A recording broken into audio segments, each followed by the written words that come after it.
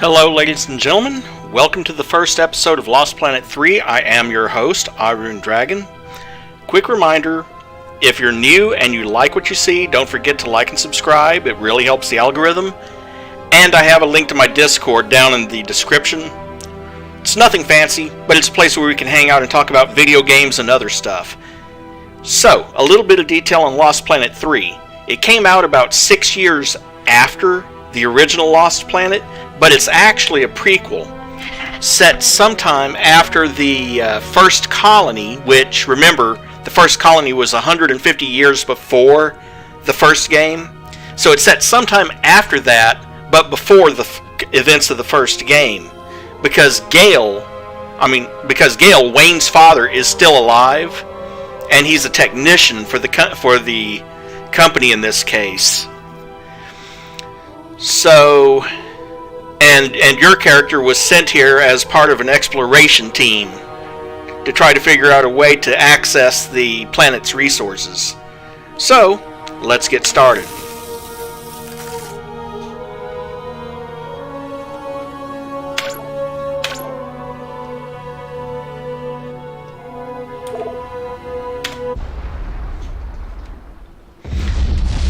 And no, I'm not going to play on hard. If that's what you're after is a hard mode playthrough, there are channels for that, and I can point you to a couple of them. Grandfather!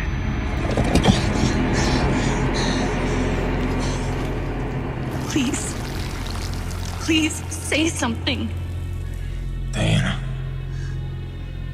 What is it? You're on my hand. Hello, Dyruger. Just stay calm, I'll dig you out. Your harmonizer's toast, but I gave you mine. There's not much T energy to draw on. Did it work? Are they safe? I think so. Kevin gave them cover. If they stick to the plan, they should be miles deep before Nevik punches through. Good. You need to be gone when they do. Fat chance, old man. You're my lamp alien. I'm not leaving you in here. Damn it, why can't I move this thing? You're as stubborn as your grandmother.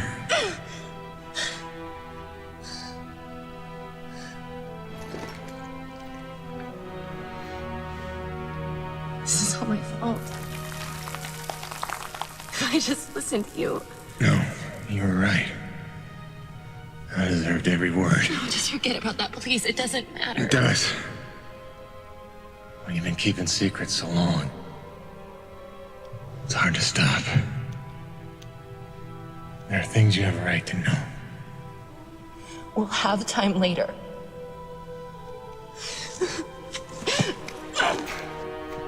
Stop. Come on. Damn it. Damn. Stop.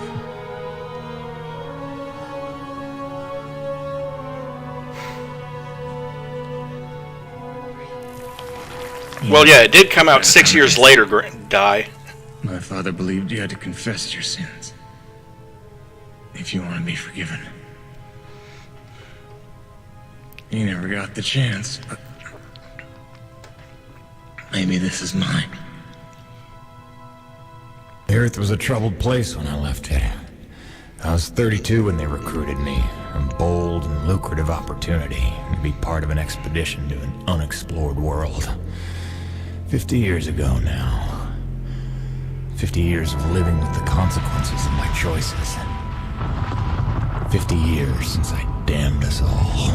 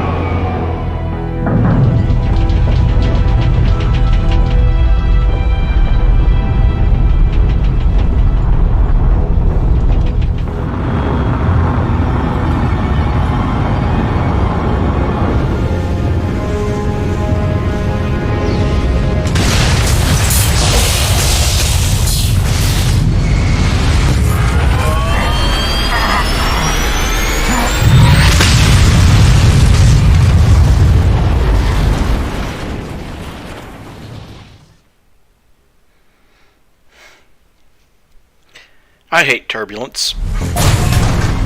I think I would probably hate getting struck by lightning even more.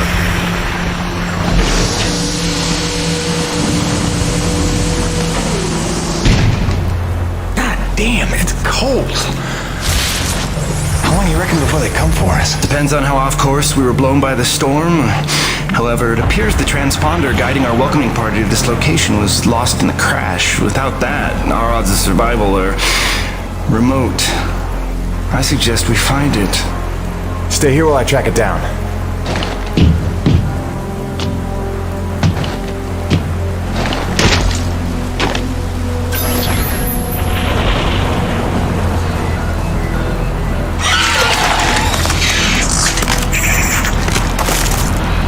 Doc, I don't think we're alone out here.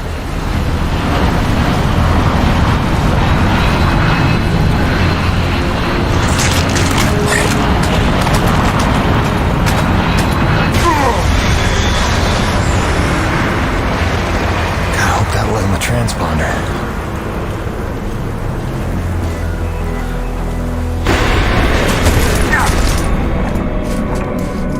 Let's get some light in here.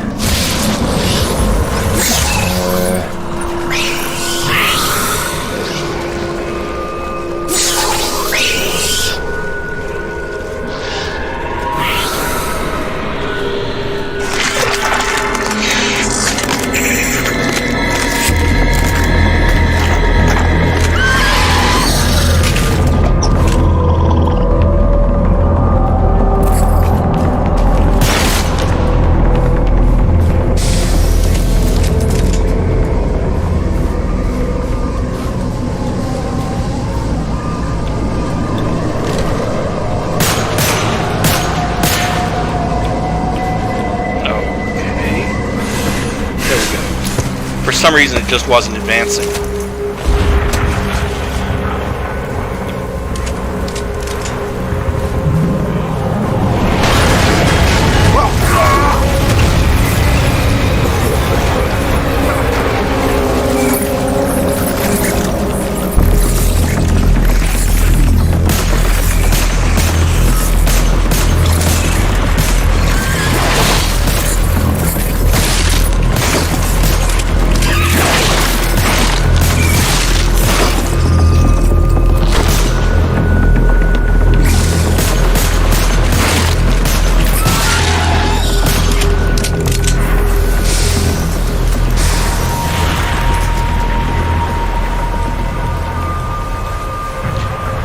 Note that one thing it does, your pistol at least, it does have a limited number of shots per clip, but you have unlimited ammo, at least with the pistol.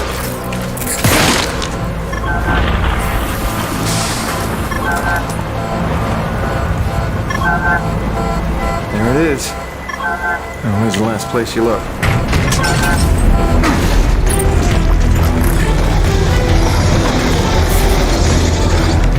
Also helpful that all we're fighting right now are these little tiny ones.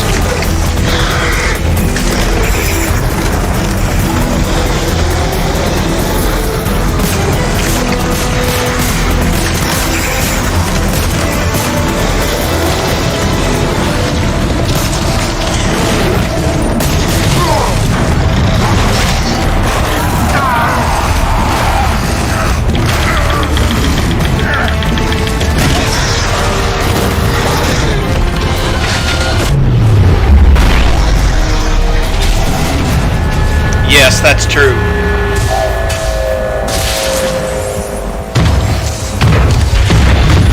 Never fear, mes amis. The cavalry has arrived.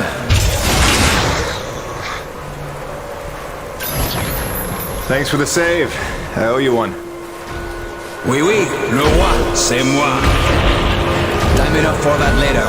Head back to the supply drop and try not to get...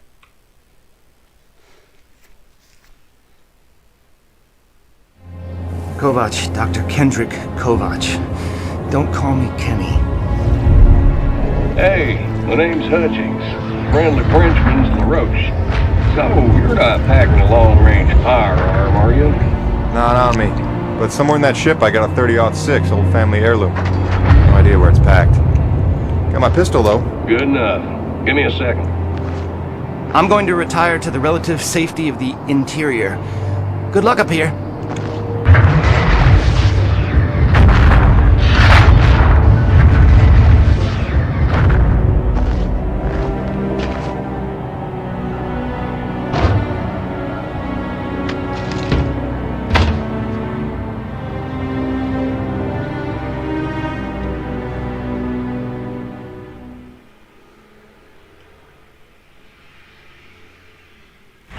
Folks are lucky you made it down in one piece. That storm came out of nowhere. Dr. Roman insists your entry corridor was clear, so who knows what that was about. She's been wrong about a lot of things lately. Oh, what magnificent specimens. Please, kill them. So this is what the recruiter meant by non-aggressive indigenous creatures.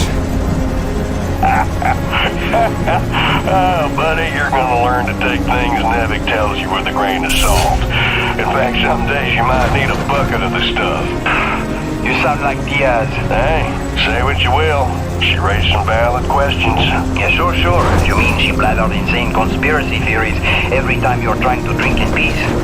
Why even work for a company if you accuse it of such things? Who's this Diaz? Sounds like a character. She's the one you're replacing. A contractor like you and I, until she disappeared.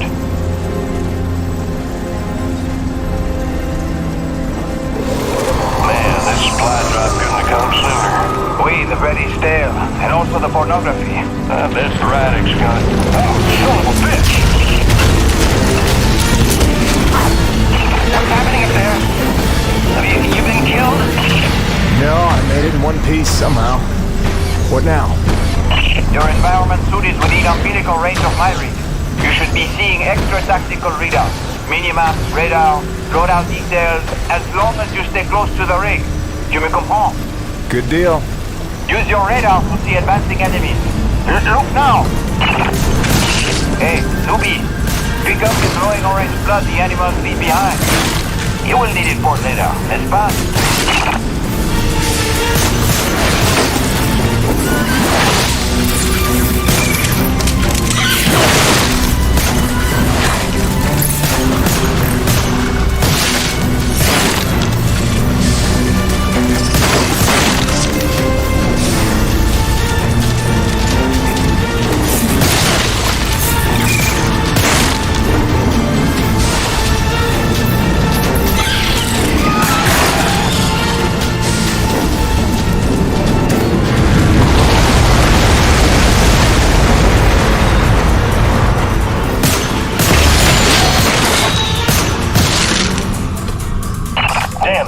Snowcat's been damaged.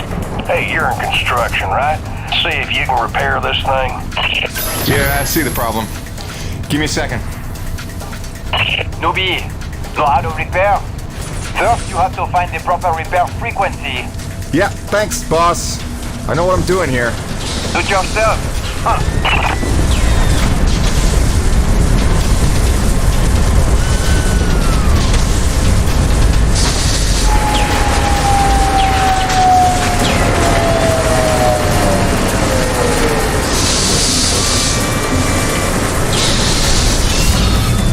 Okay, you're all set. Heads up, you got incoming.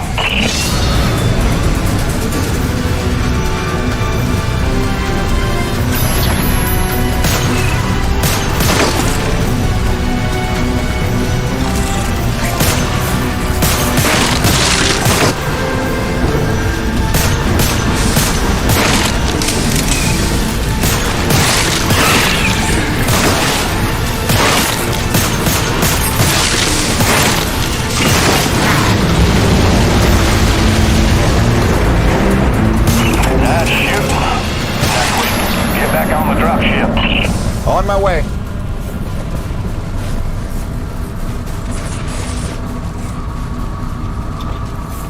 Great. Now hold on. Hello, Mary. Bruce, you take the high road while I round the bend. Aye, asshole. And that was my introduction to EDM-3. Baptism by fire. The rest of the trip to base camp was uneventful, but the calm didn't last for long. Also in this one, the T energy, you do need it, but not for the reason that you did in the first game. All Miss Diaz. But I tried to warn you. Nevik would never use that as an excuse until they started seeing results. It's not about Jeanette. You know it's not. Oh, so you're still blaming me, though? I never said that. You didn't have to. You just checked out. They're looking for something that doesn't exist. I'm directing my efforts where the science leads. That used to matter to you. It still does, Bonnie, but this isn't my call. Nevik is footing the bill for this operation. They insisted. And that's it. Not a peep from you. Not a... It's only because of me that you still even have a job here. Oh, yes, a job answering to... him. Dr. Kovac, glad to see you made it in one piece. Yes, it's been an eventful morning. Phil Braddock, I presume? Dr. Roman? Been some time. Feels like yesterday, Kenny. You'll excuse me. Okay. And you must be Jim Peyton. You really stepped up out there, huh? You must have a million questions. Hope you don't mind being thrown into the deep end. Sir, I'm here to work. All I need to know is how a man can earn some credits around here. Thermal energy. That's the name of the game. Acrid blood? Hate to tell you, boss, we just spilled gallons of the stuff. Oh, it's well more than that. Flows through everything on EDN3. Creatures, tectonics, all the way down to the core. Makes life possible in a climate like this. No other substance like it in the universe. And Nevik believes this can solve the energy crisis on Earth. Oh, I believe it can. We're here to study it. Find a way to make it viable, cost-effective for harvest and export. No idea, Mary. We're leaving no angle unexplored. Very good. Science is always best, without boundaries. Peyton and I got a lot of contracts that'll keep you busy. Construction, repairs on the base, but if you want to go home a rich man, you'll take on that hazard pay. Keep us supplied with this stuff. Yes, sir. Just point me to my rig. Oh, dear. Peyton, I can't recommend strongly enough that you visit the quartermaster and get yourself a good hunting knife. You've seen how up close and personal the acrid can get. But first you want to head down to the service pit and inquire with our lead tech, Gale, as to the status of your rig. Welcome aboard, Jim. Doctor, if you'll stay and chat. Sorry you had to see that. You know Bonnie can have a flair for the dramatic. Is that what that was? I assumed it was sarcasm. Usually she just yells at me. Yeah, well, circumstances are a little different now. I'm sure she'll be a cooperative and productive member of your team. No idea, Mary. Just a second, Doctor. Jay, any word from LaRoche? Not yet, sir. He's not responding to any of our calls. All right, keep me posted. Actual, this is Campbell. I'm in distribution with Ermolev. The East Block pipes are frozen over again. Damn it, we just thawed those. All right, get Agavi over there with the space heaters. That's the problem, sir. He's already thawing condensers at Coronas. Should I pull him off of that? No. Okay, look, make an announcement. Let everyone know we're down to a trickle for now. But contact Agavi and tell them to hurry up. You got it? Roger that. Campbell out. Now, one thing about... What are you standing around for? Take that elevator down to see Gale and get yourself squared away. I was just listening. Any rate, as I was saying, the TE here... Can't. Later. ...is, instead of needing it to stay alive like Wayne did in the first game, it's actually used here like credits. That woman you're replacing, Diaz, she was loved by the crew. Nobody talks about her much after she disappeared. She lost her bearings near the end. It was painful to see. Hit Braddock hard. You got big shoes to fill. Just don't die out there, huh? I'll try not to.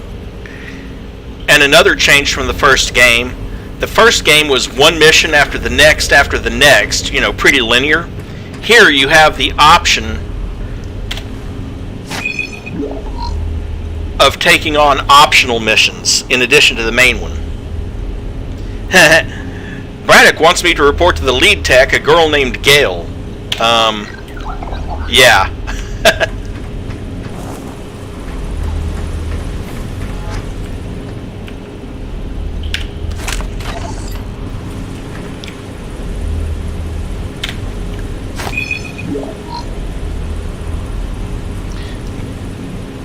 And the text log I just picked up. My darling Jessica, my love for you warms my heart and keeps me from freezing during these harsh sub-zero nights. No, it really doesn't. That's the space heater that keeps you warm. I see you everywhere. The stars in the sky are your eyes. The windswept fields of snow are your perfect skin. So why haven't you written back? Tony says he hasn't seen you at the house lately, and the credits I've been transferring into our account disappear instantly. Please reply. Having said that, if the stars in the sky are your eyes and the fields of snow are your perfect skin, what are the acrid? Warts? Sounds to me like she's cheating on you. Attention! The water pipes in East Block will be frozen over for at least the next 2 hours. Turn all faucets on and keep them running until the problem is solved. I only took this job because Braddock didn't seem like too much of a Nevik toady. But the way he buckles to these crazy rules, man. Here we are in a turf war with these acrid, day to day, hour to hour, but if we put weapons on a rig, oh no, then we're not a science op, but a military op, and Braddock doesn't get to be in charge. Like anyone's gonna rat him out for letting us protect ourselves.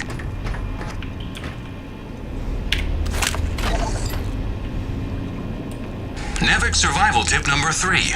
Don't stray from warm areas without an environment suit. Your Nevik designed suit will keep you warm and safe in even the most inhospitable environments. Be mindful to charge your suit overnight and stay within range of an umbilical field at all times. Stay happy. Stay warm.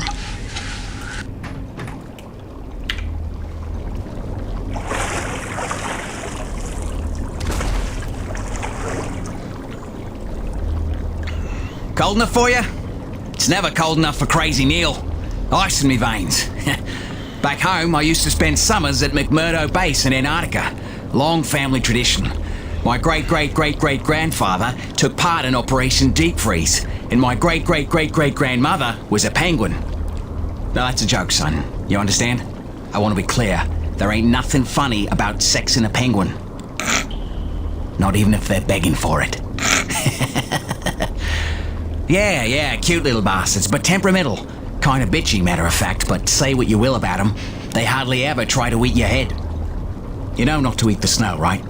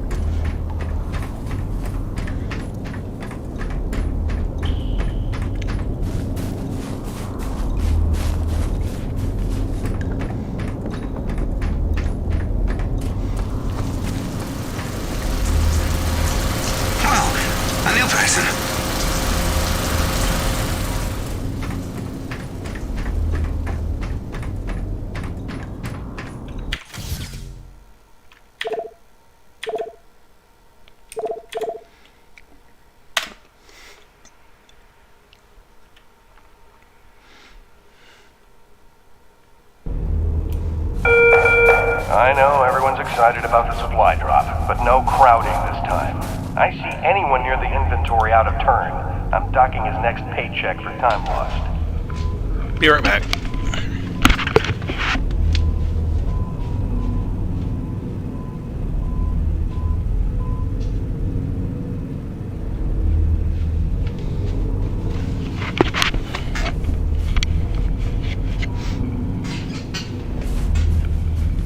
Okay. My alarm clock started going off for some reason. I guess that's the reason I didn't wake up until after noon today. I had it set for 7:30 p.m. instead, or 6:30 p.m. instead of 6:30 a.m.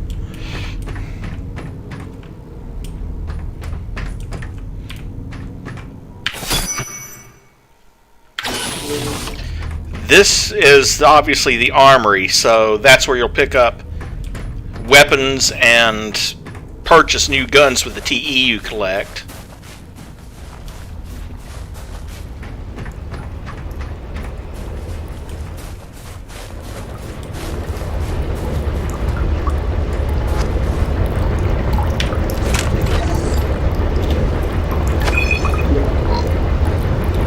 Worst part of being out here?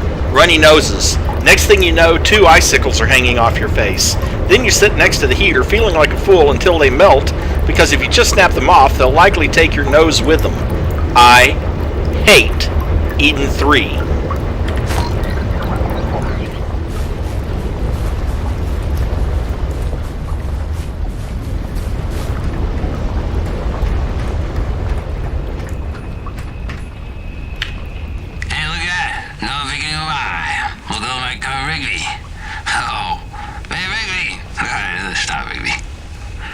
Hey man, you'll have to forgive my brother.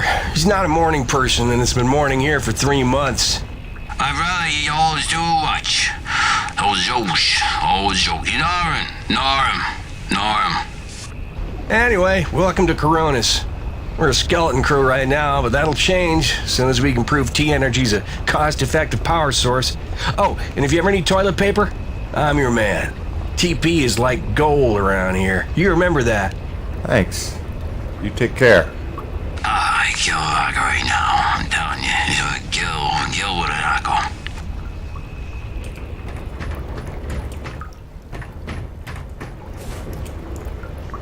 Makes you wonder what instructions they gave the voice actor for that guy. Mumble everything. Oh wait, I came that route.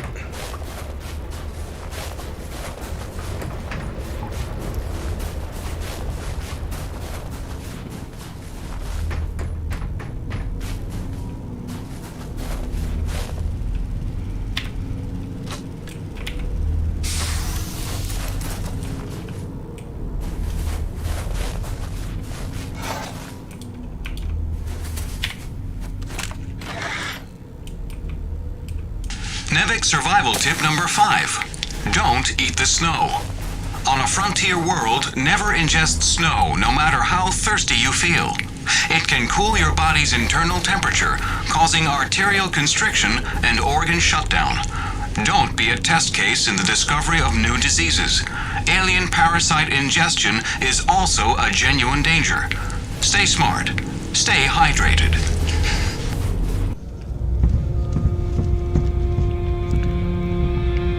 Hello? Anybody home? Oh, hi.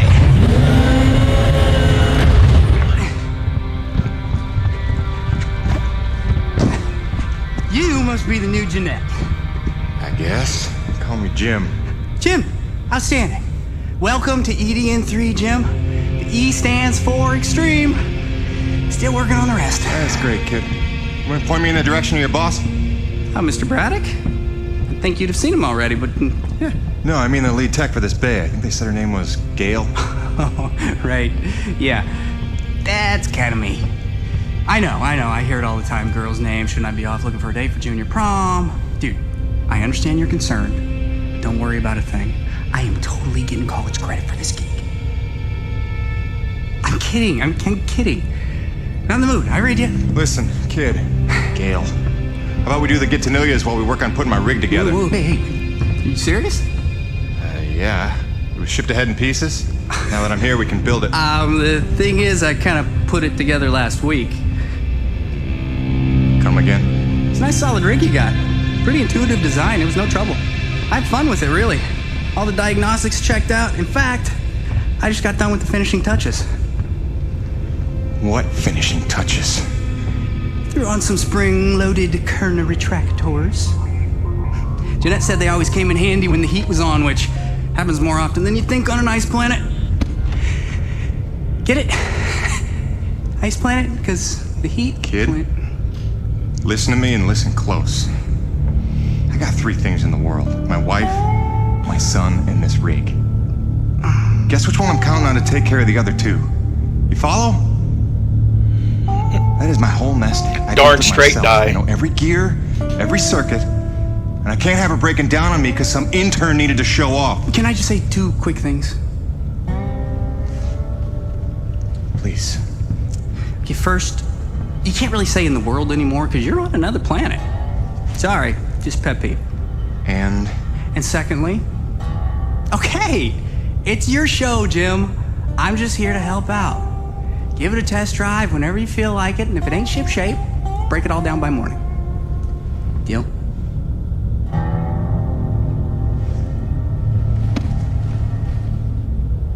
I promise you won't be sorry.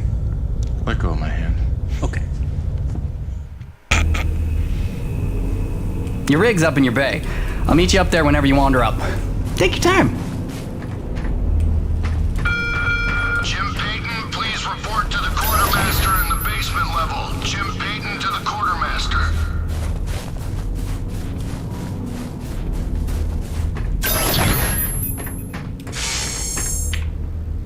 I heard the whole hangar John about how we were getting a fresh pair of faces around here. I'm the quartermaster, name's Bowers, but most people call me Birdie. You make an honest dollar, you come spend it here, eh? All right, pal, take your time eyeballing the wares. I'll stay out of your hair. Well, there's only one thing to buy at this point. Quality hunting knife, top of the line for up-close protection. Comes with a lifetime guarantee and unlimited free sharpening. Not that you'll need it. Now there's a couple of other things you can buy. Once you buy... Basically, it requires you to buy the hunting knife, which is why it's the only thing at first.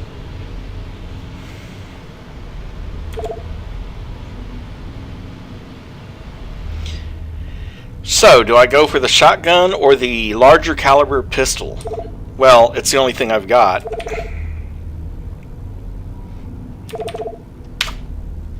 Now that's a sweet one. Pump action, 9-shot capacity, synthetic stock and forearm. She's ideal for your close quarters combat. Come back anytime, eh? Yeah, nice meeting you, Birdie.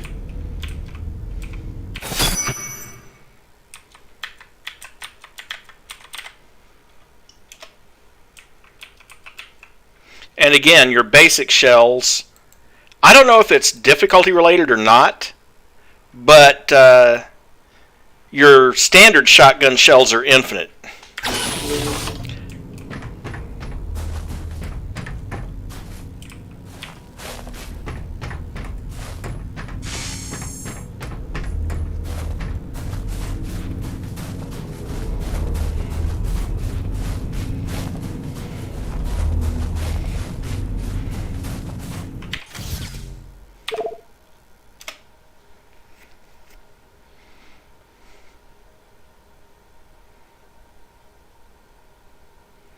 And now up to the bays.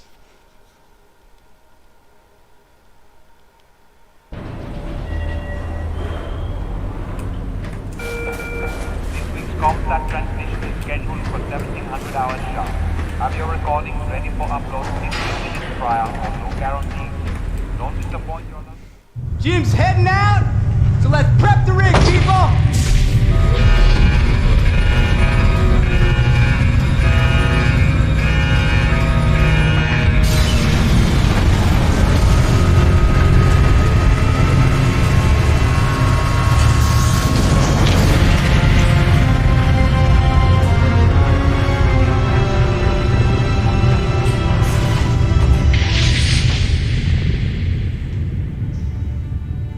Not bad at all. Thanks. Didn't need this, though.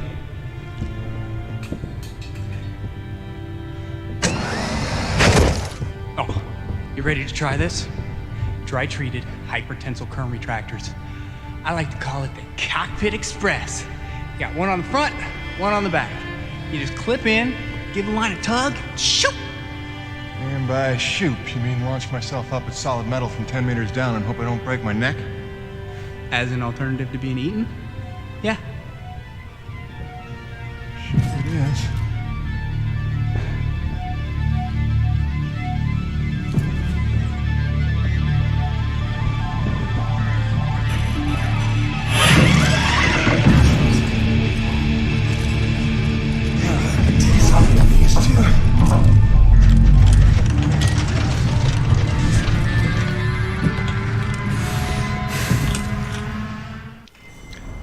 I bet it does, Mary.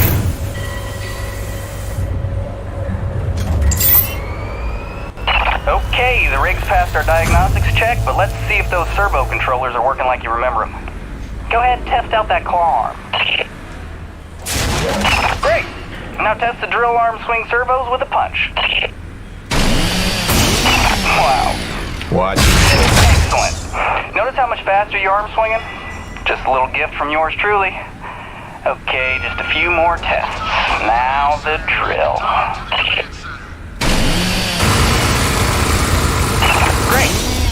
Lastly, I upgraded the shielding on your rig's bracers to Class 4. Try a defensive posture. Beautiful! You'll be using that move here on EDN3 more than you have probably on any other job. Sweet, we're done. Let's release your rig. Be free! LaRoche, come in. Corona's base to LaRoche. Do you copy? God damn it, we can't lose LaRoche now. We barely have Diaz replaced. Hey, Chief. Jim Peyton here. You copy? Peyton, is your rig online already? Yeah, looks like the kid here might know his stuff, but I'll know for sure after I take her out for a spin. That French fella still not back? Yes, I'm afraid he hasn't been responding to radio calls. Well, why don't I go have a look for him? I know where we parted ways, and he did save our butts just a little. Say no more, Peyton. You've got your first assignment. Good luck.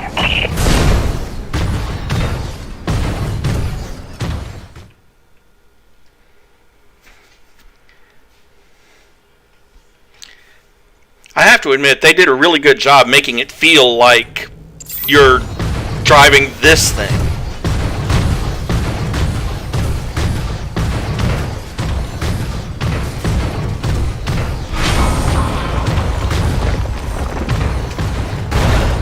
Would you look at that?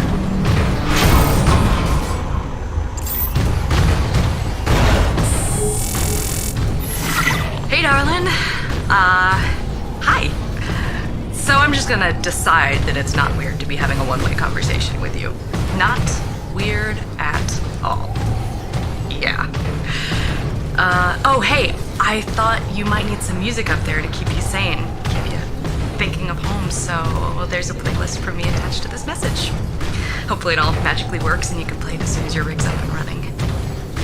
Okay, that's it for now. Just let me know you got there in one piece, okay? Miss you already.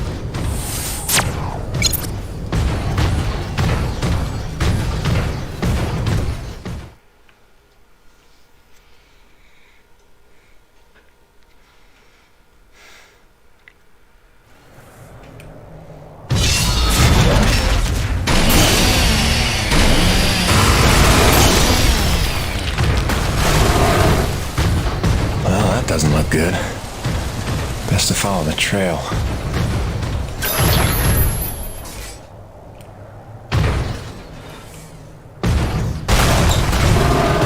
Coronas, this is Peyton. You still read me? Peyton, Corona's actual. Copy you loud and clear. Any sign of LaRoche? Well, I found his rig back at, let's see, White Canyon Junction. Looks pretty beat up, but no trace of the man himself. Thanks for the update. Just keep looking. I know he's out there somewhere. Braddock out.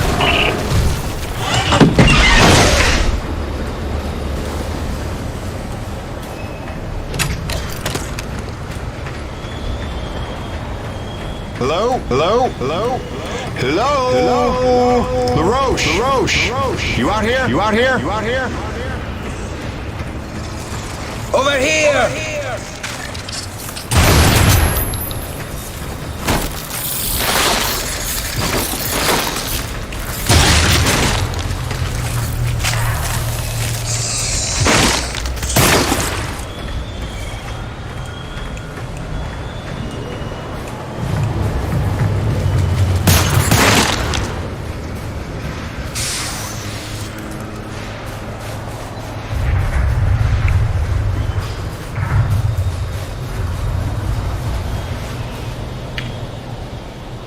C'est des conneries.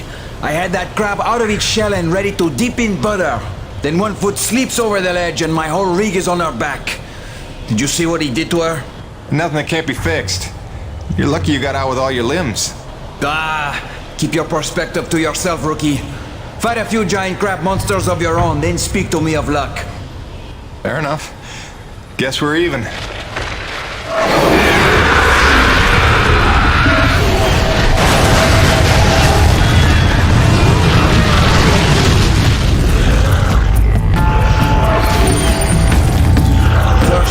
We survive, then we keep score.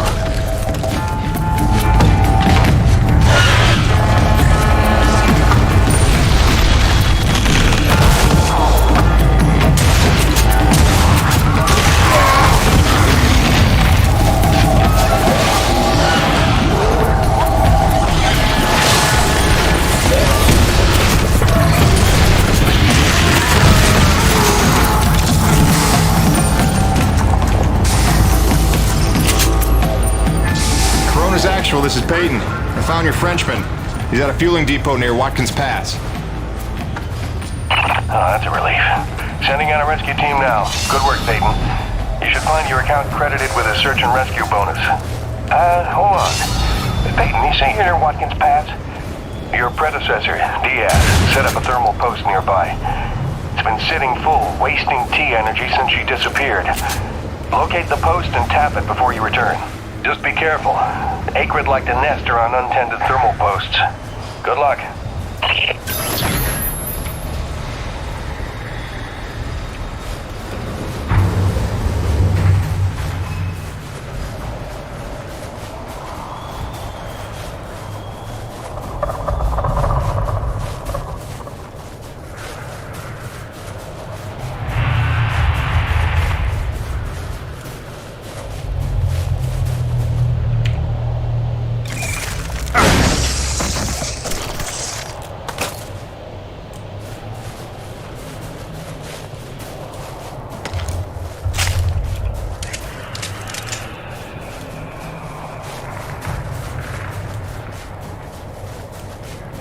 And yeah, it does look good, and I don't know why it got such a mediocre reception. That was actually one of the things that kind of hurt the series. The second game got a mediocre reception because the second one got a mediocre reception because they strayed away from the first game's formula of having a narrative-driven story in favor of multiplayer. And then for the third one, they said, well, the second one got bad reviews because of that, so let's go back to the narrative-driven story. But I guess it might be a case of one bad banana spoils the bunch. And this game, it got a better reception than the second one, but it didn't get the reception that Capcom was hoping for. So there hasn't been any more games in the series since this came out, which was 2013, so 8 years. Of course, there are games that have gone far longer without a sequel and eventually got one, like the Xenosaga series.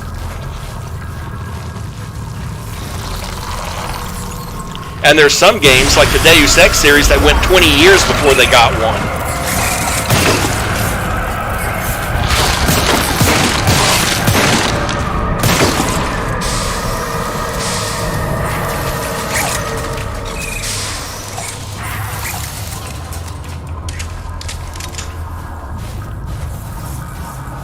Well, I was referring more in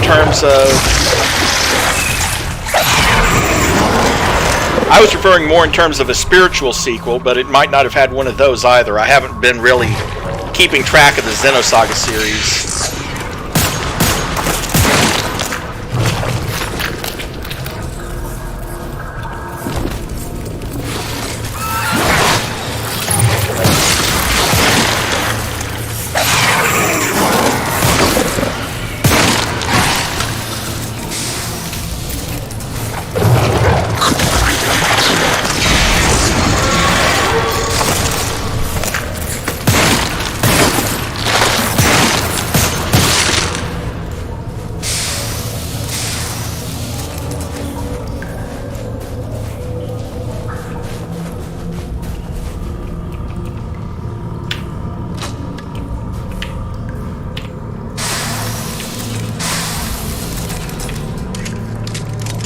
I understand why they used P to pick up stuff, but it's way on the other end of the keyboard from the movement controls, which is a little bit annoying.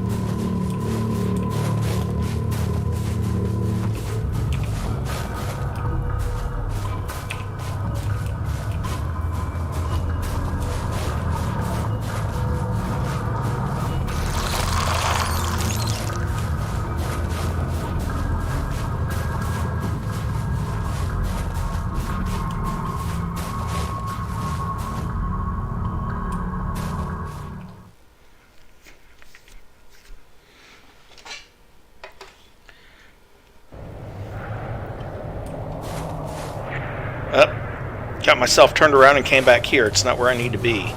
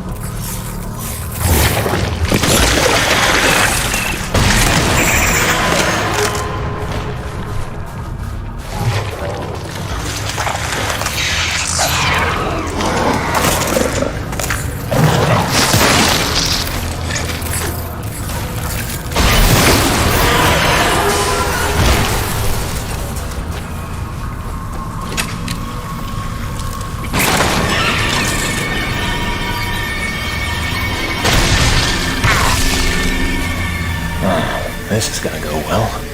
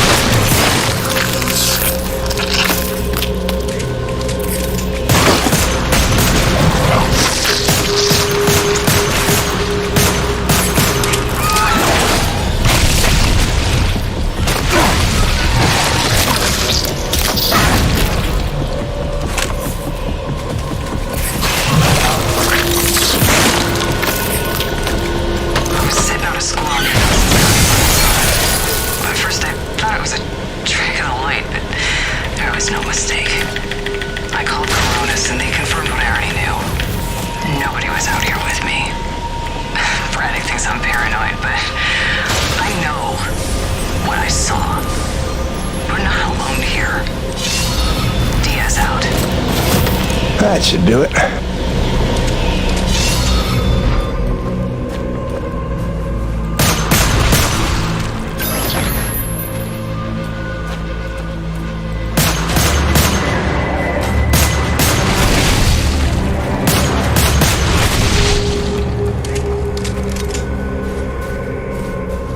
And now backtrack all the way to the rig.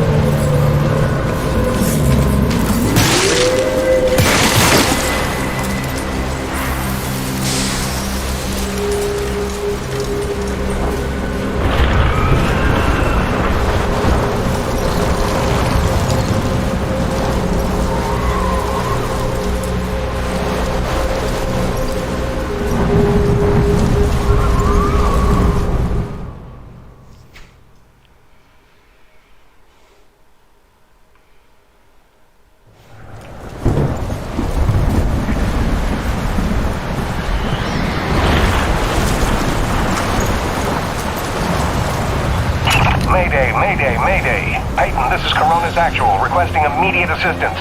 Are you there? Copy. Coronis Actual. Yeah, this is Peyton. I copy. What's going on? Peyton, get back to base ASAP. Emperor-class storm bearing down on us from blind sector north-northwest. ETA 3 minutes. We need you to secure the base moorings with your rig. We haven't had time to reinforce them since that last damn storm. You copy, Jim? Hightail it here or there won't be a base to come back to. Roger that, boss. Flying in. Peyton out. Great freaking gig you got here, Jim.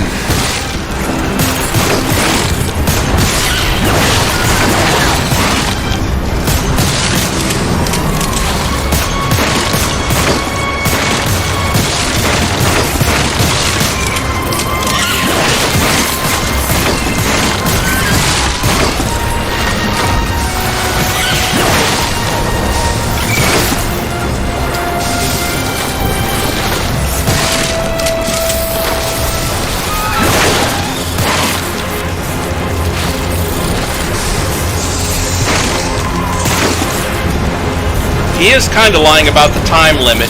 It doesn't start until after you get back to your rig. And you've got plenty of time.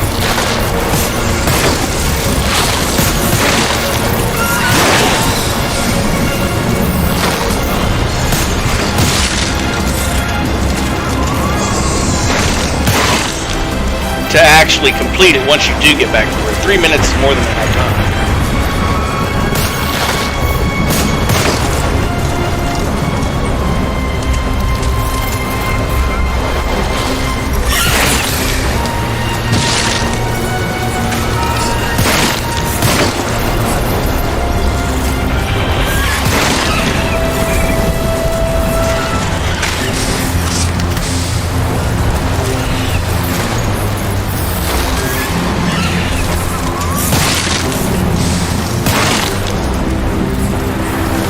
Well, I take that back. It's enough time if you don't get yourself lost.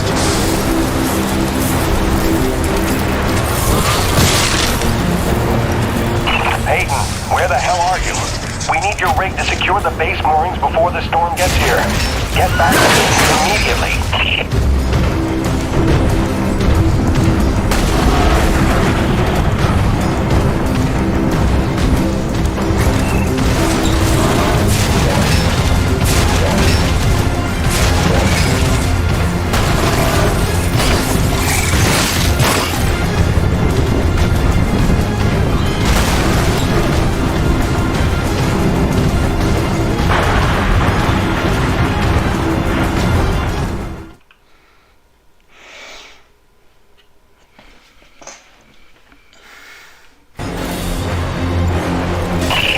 Emperor-class storm incoming from blind sector.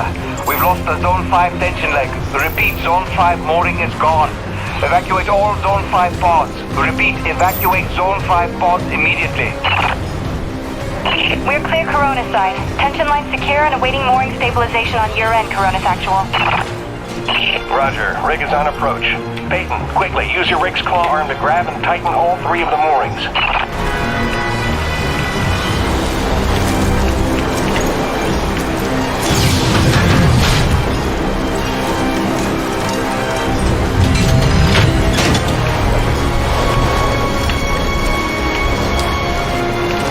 Well, I would if it would let me.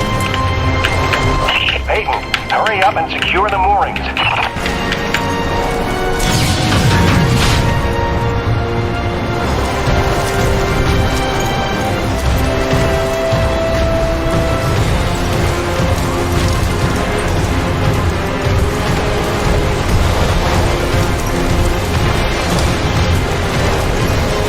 Peyton, there's no time to waste. Get your rig to that mooring and tighten it. Do it now or we're going down. Well, I guess we're going down then. Because it won't let me tighten the damn thing.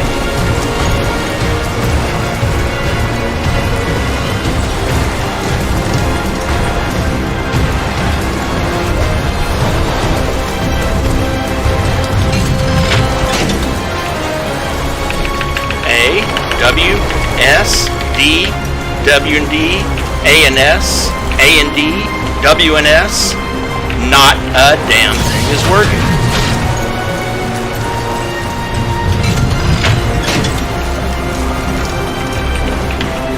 Hold on a second. I'm going to have to look up if this is a known bug or not.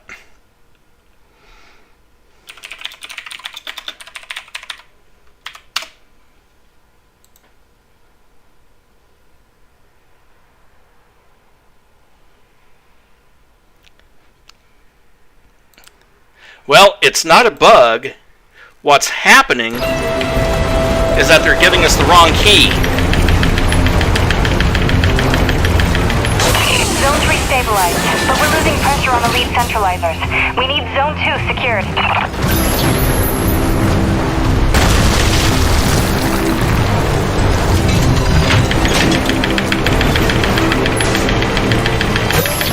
Damn it, Peyton, the hydraulic tubes have burst.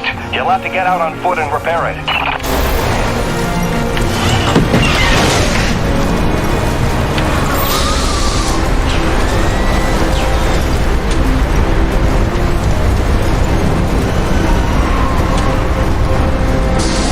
Back in the rig. Secure that mooring.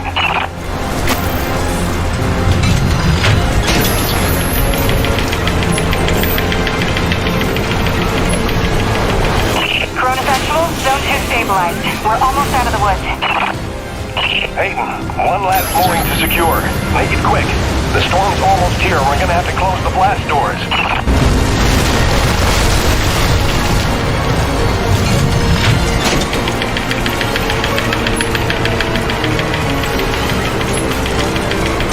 Corona stabilized. We're in the clear. Blast doors ready. Waiting instructions. Corona's actual.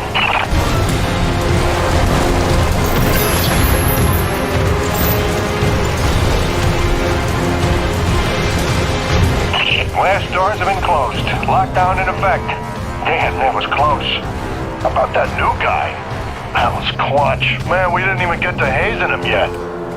Outstanding work, Peyton. You really came through for us. Head into the hangar and dock your rig, and then let me be the first to pour you a drink. What was going on there? It was telling me to turn it with WSAD, but you don't turn it with any of those. You tap F. Also, options, audio, just in case.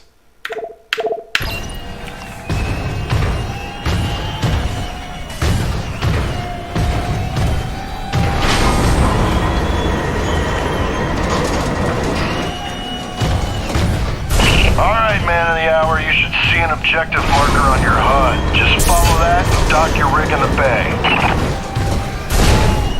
I hate turning off the music, but, you know, I'm always concerned about copyright flags.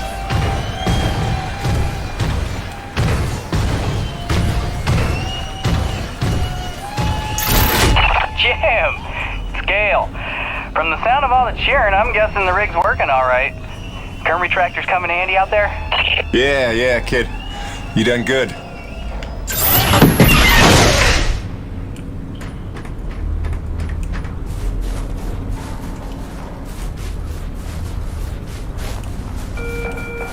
Come to my attention that 2 ice augers and a rock drill are missing from the equipment shack. Ordinarily, you'd be in for some hazing tonight. But what you did out there just now, you earned a reprieve. Too bad, too. That dress would have fit you like a glove.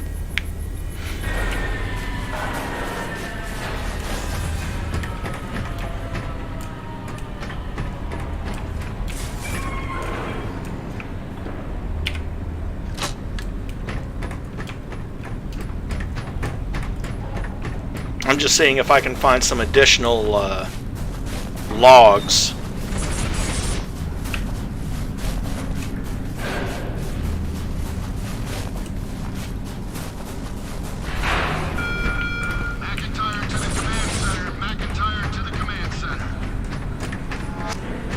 Like this one.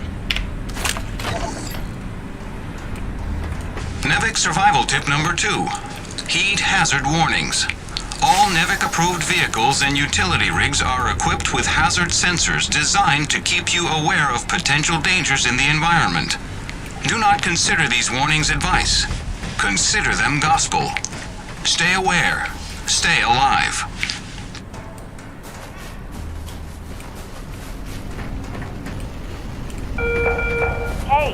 Fellas, you want to take the elevator up to Delta Station. You need clearance first. You guys are absolutely getting on my last nerve.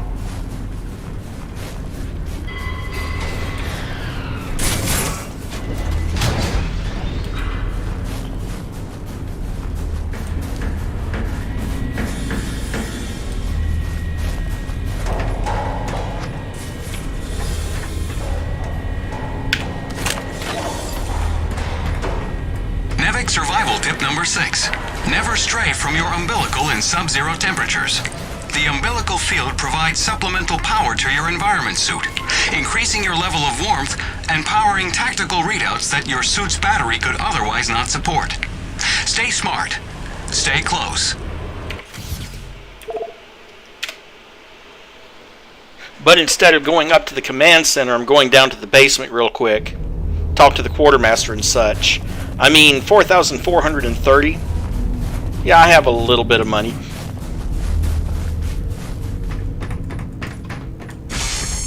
You looking for something specific?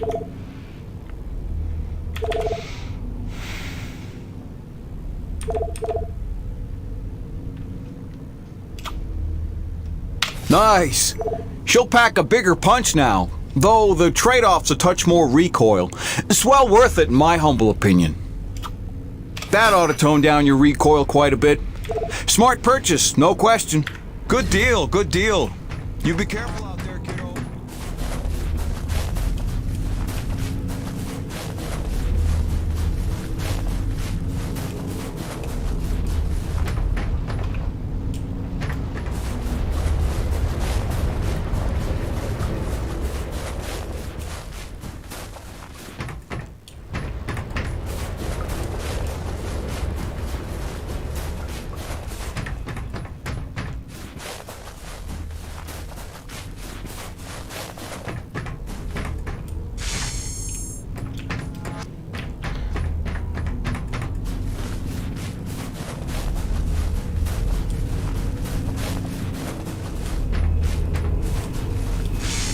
Sweet!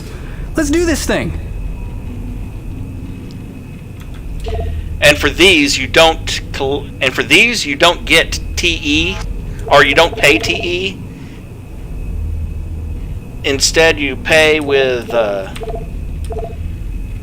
balance in parts that you find out in the environment. So I can't get the TE in absorber or any of that, although...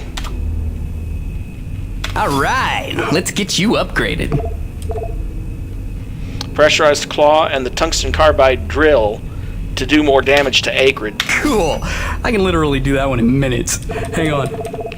And then those will come in later. Till next time, boss.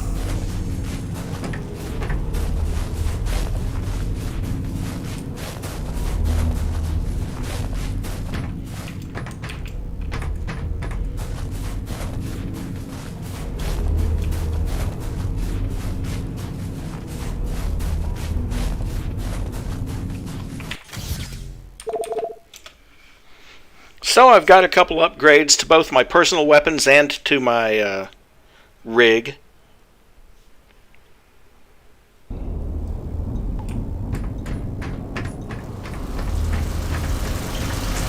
Oh, you're back.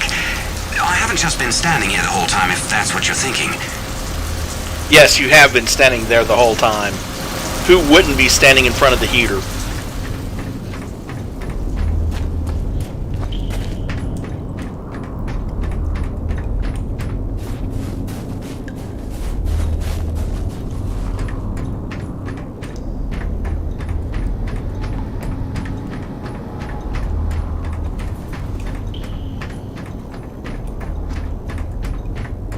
I doubt there's be anything new in the barracks, but there are times when you have to come back here.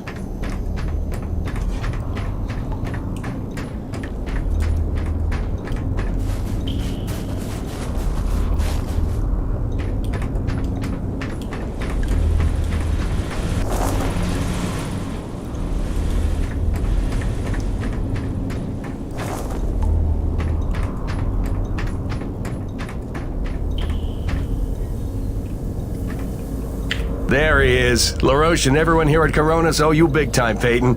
You sure know how to make an entrance. Coronis Actual, you copy? It's serious. Talk to me, Jay. Observation pod 5 disappeared into the ravine out of umbilical range. We're trying to get a visual from camera 8, but the lens is frozen over. I'm rounding up a rescue team, but they need to know where to set up the harnesses. I'll have Peyton head down ahead of them and make contact. Keep me updated. Out. Peyton, that drink will have to wait. Here, this is a standard issue Camelot Felding grappling hook. You'll need it to descend the ravine. Don't waste a minute. I want them back alive.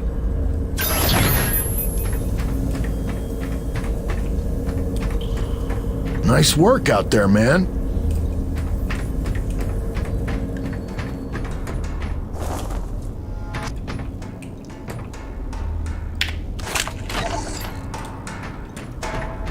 Navik survival tip number 4. Always keep your socks dry while working in extreme frigid conditions. Hypothermia is your greatest enemy, so heat retention and moisture management are key to your survival.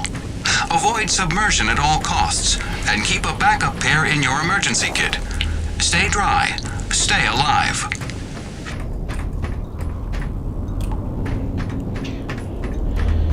Well, yeah, you don't want swamp foot or worse, frostbite setting in. Is that it?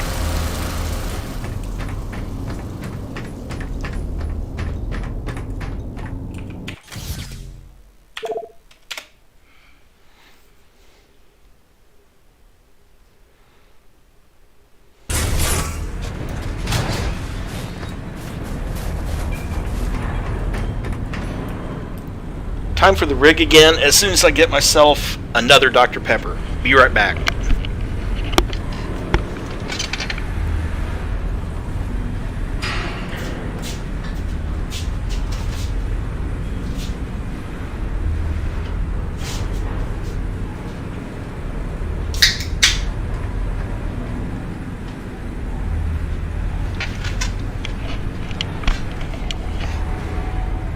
In case y'all are wondering about Nyx, she's happy and safe outside. She went outside at 7:30 this morning and she's been outside all day, but then again, it's been in the 80s most of the day too. Yeah, 82 degrees in mid-February. And to think, some politicians are denying global warming. It doesn't normally get to 80 degrees in February in this corner of Texas. Or this corner of Arkansas anyway. Not in February.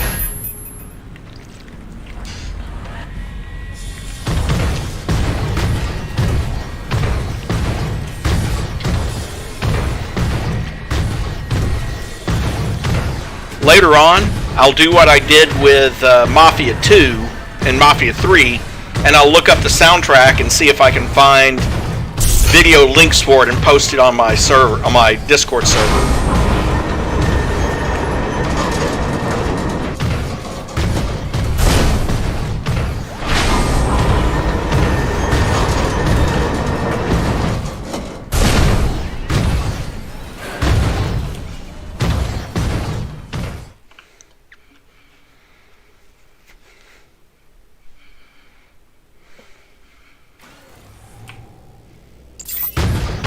Okay, slight problem.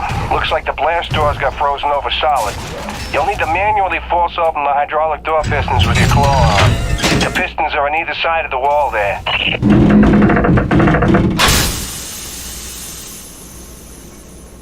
Great, now the other one. It's on the opposite wall.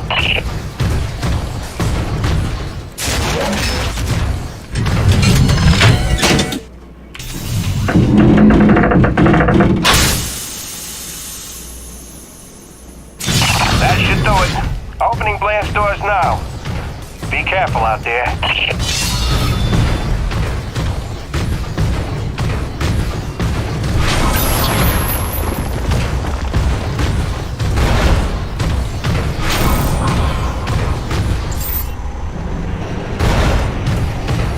You can see from here why they needed those braces strengthened, because that whole Coronis pod is just being strung out there.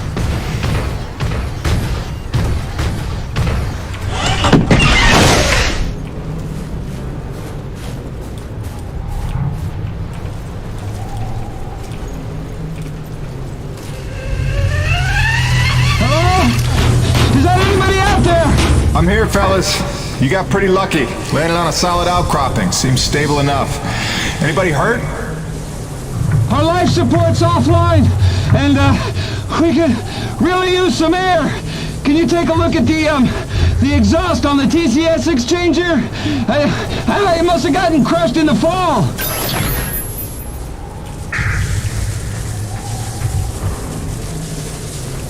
Yeah, I see it. Purge tubes are all tangled up. Give me a sec. I'll see what I can do.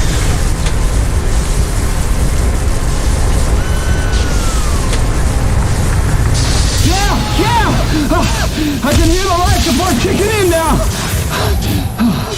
Thanks, Jim. You're a lifesaver. All right, you fellas sit tight. The rescue teams will be down here in a jiff. Thanks, new guy. I already like you better than LaRoche.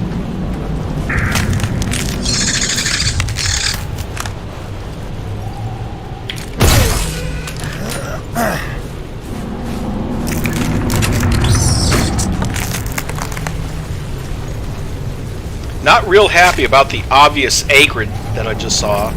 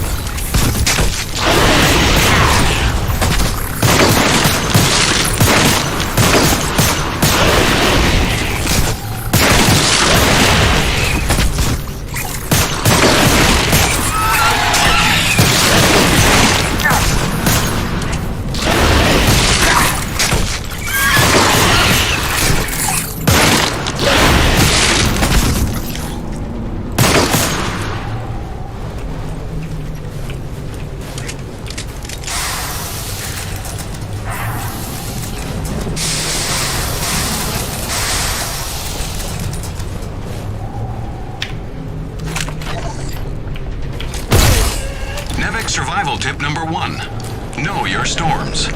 There are 5 classes of storms based on unique characteristics.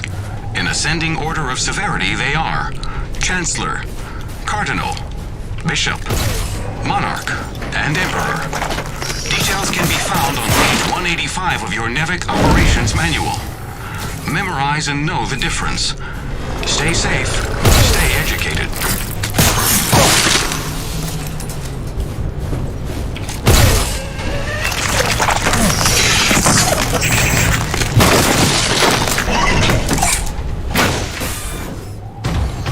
Excellent work, Peyton. Now it's time to get down to the nitty-gritty. We surveyed a new thermal pocket nearby at Hanneman's Basin, and we'll need you to plant a T-post to drain the pocket. This is probably your most important duty, keeping the base supplied with T-energy. Uploading the coordinates to you now.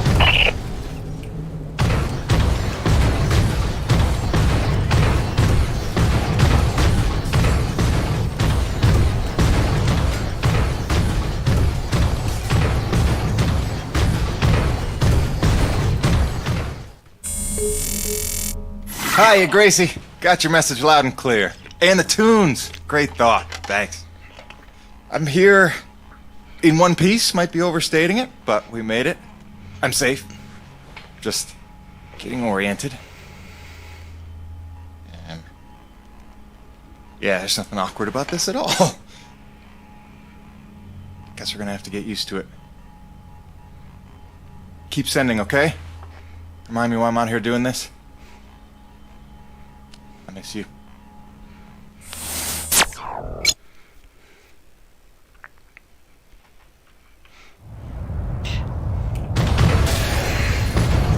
Anyway, what I was saying is, it's starting to look like Nyx is a foul weather friend. If it's raining, or if it's cold, she's going to be on the porch meowing to be let in.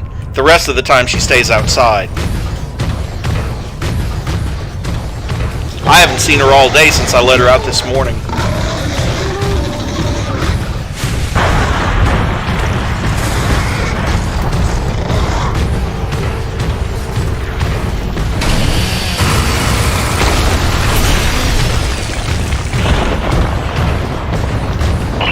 Party here.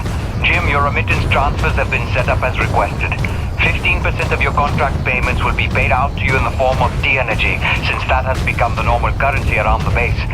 The rest of your earnings will be credited to the account on Earth you provided. Party out.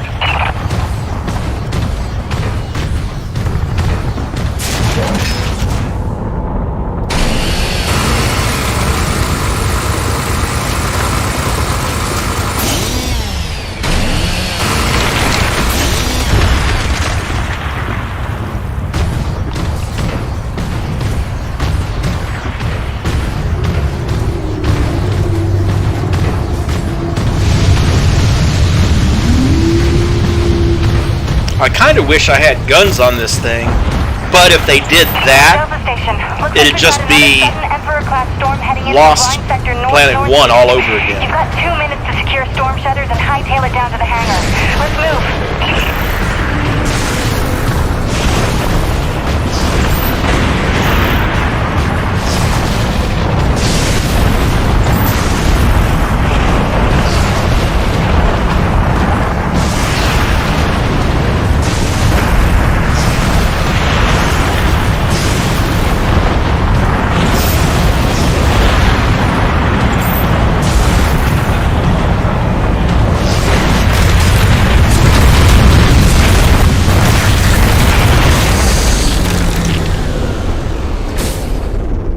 Oh, you gotta be kidding me.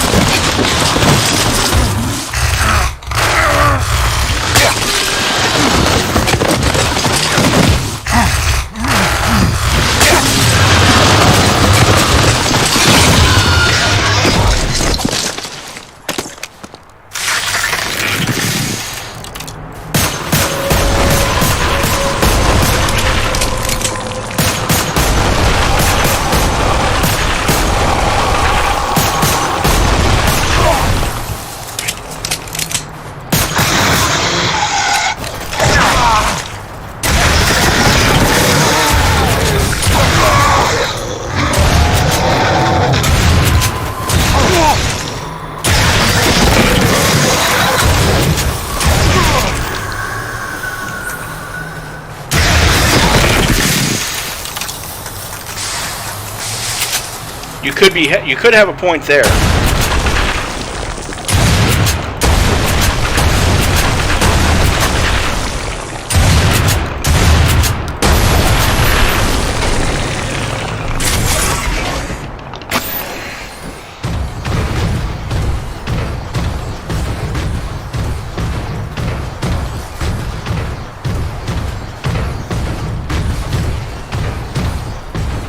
You know, those rigs must be extremely sturdy if you think about it.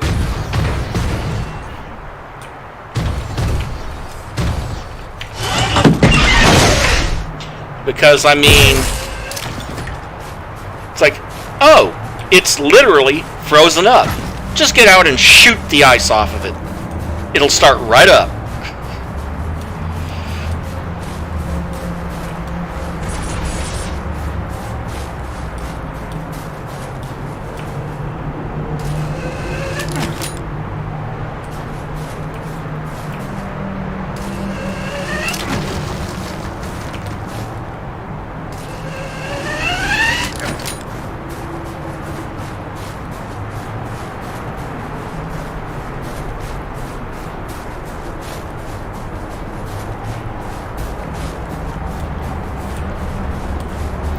Well, I mean, I know, right? If it was...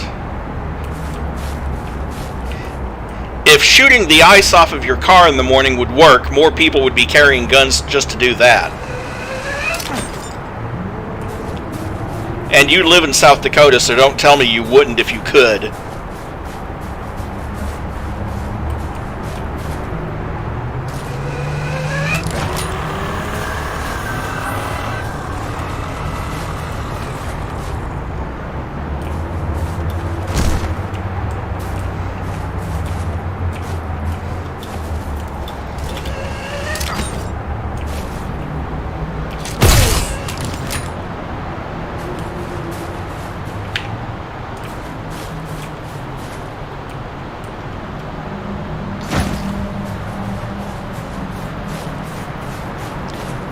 You know, ammunition pack up there, ammunition pack over there. Why do I think the shit is about to hit the fan?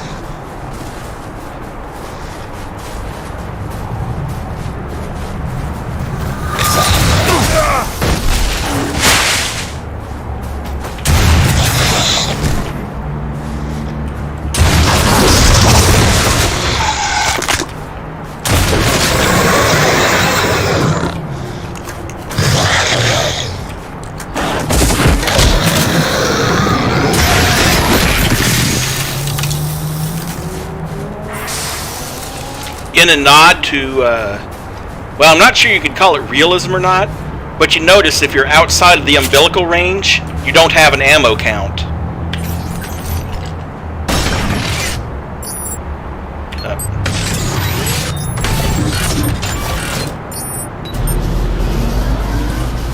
Good.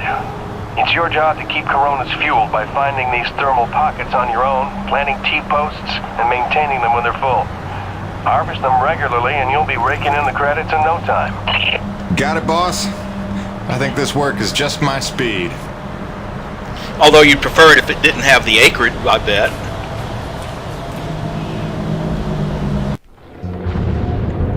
And so it went for weeks and months, until the extraordinary became commonplace. Dealing with the cold and wild life became the new routine. Intense and surreal, but routine. I kept my sanity and wits by not thinking too deeply about what I was seeing and doing. It got lonesome sometimes, out in the Badlands. Music and weekly messages from the missus kept me company. I was making great dough, getting choice contracts. That was the point after all. I made friends with the crew. They were a right good sort, those guys. Even LaRoche, for all his bluster, had his moments. For better or worse, I became Braddock's go-to guy. It had its benefits, but sometimes being the one to get the call meant you ended up in some damn strange situations.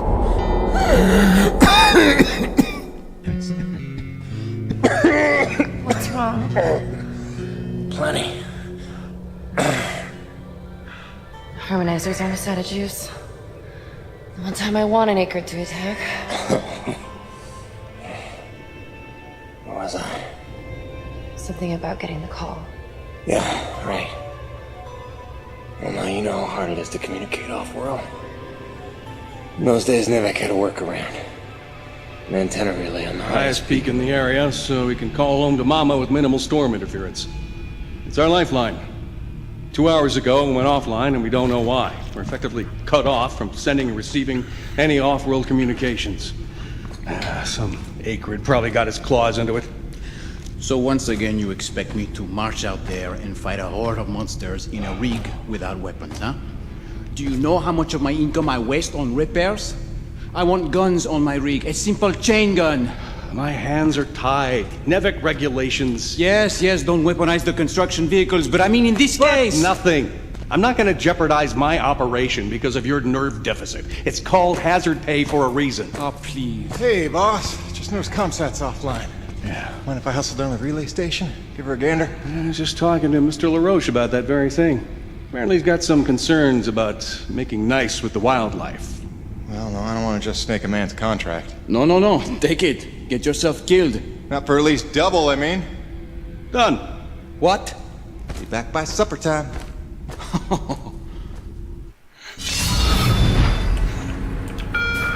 Quartermaster Bowers would like to inform the crew that new stock... No time to lose, Jim. Go check out the communications relay and report back. Chop, chop.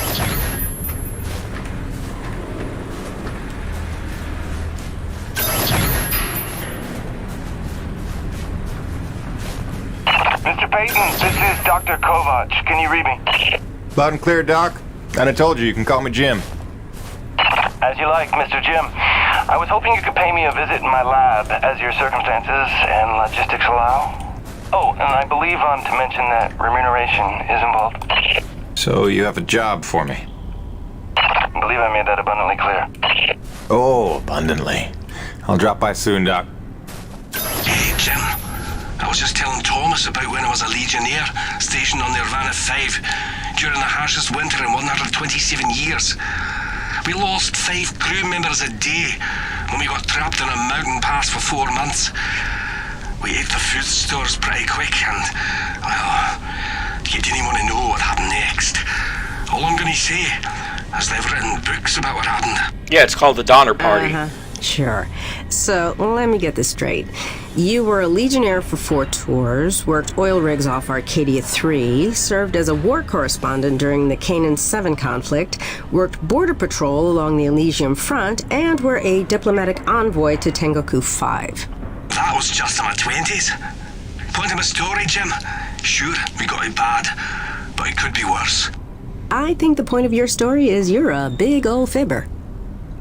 I forgive the arrogance of youth. From the equipment shack. Whoever is responsible, return them immediately, or you will be sorry.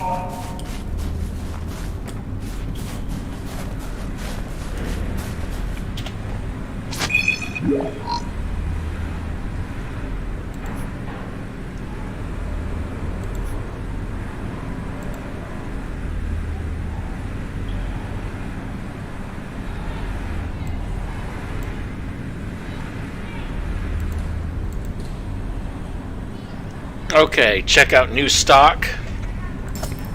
In the Quartermaster, visit Kovac's lab in the upper hangar, past the barracks. Hutchings, we need you in the CAD at Delta Station. And Diaz Cavern again.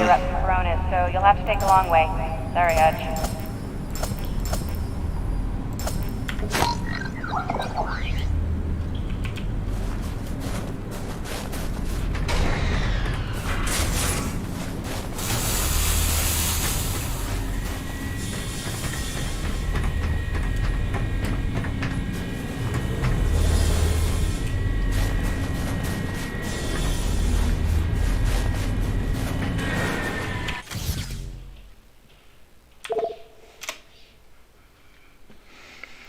Well, go down to the service pit, spend some of this $5,500 that I've got in my account.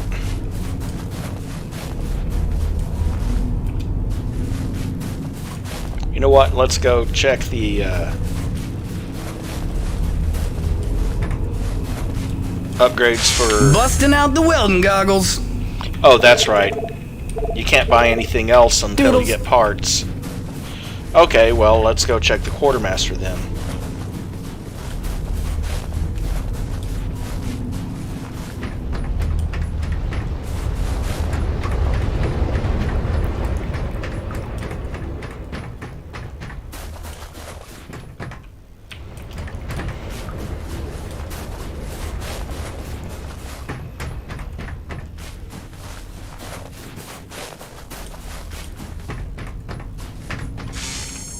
You looking for something specific? And he does have new stuff in here, like the assault rifle, the hunting rifle, and you can buy specialized components to get stuff from to upgrade the rig. However, I am a big fan. Oh, that's real pretty. Good range, good punch. That's a go-to gun right there. Good. That upgrade's a must in my book. The less you gotta reload, the better, eh? Come back anytime, eh? Sounds like he's from Canada, eh?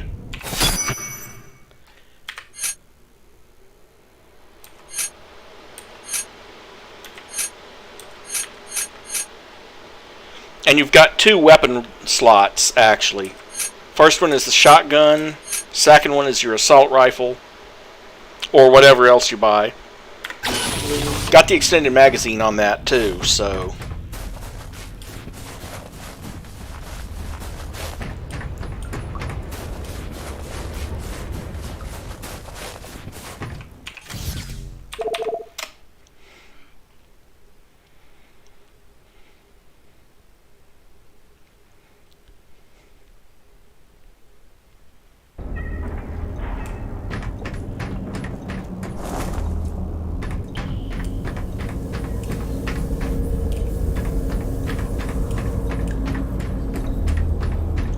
I think that guy's lab was in the upper hangar.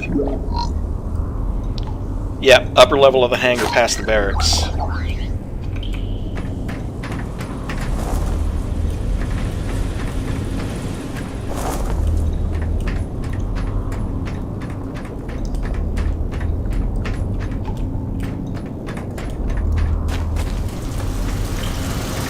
Hey, Jim. How's Hank? Sprouting up like a beanstalk. Oh, that's right. Now I remember. When they say it's past the barracks, they mean that literally, as in, go through the barracks. Into the section that is no longer blocked by snow, which includes the mess hall and...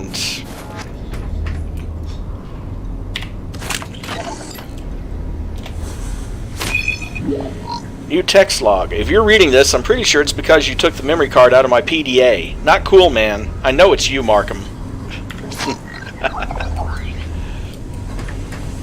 Any idea how hard it is to keep a hot meal hot around here? Hell, we're still living off MREs. Look, if we want to build morale around here, let me build a hydroponic garden. I got 2 words for you, Jim. Heirloom tomatoes. Think about it.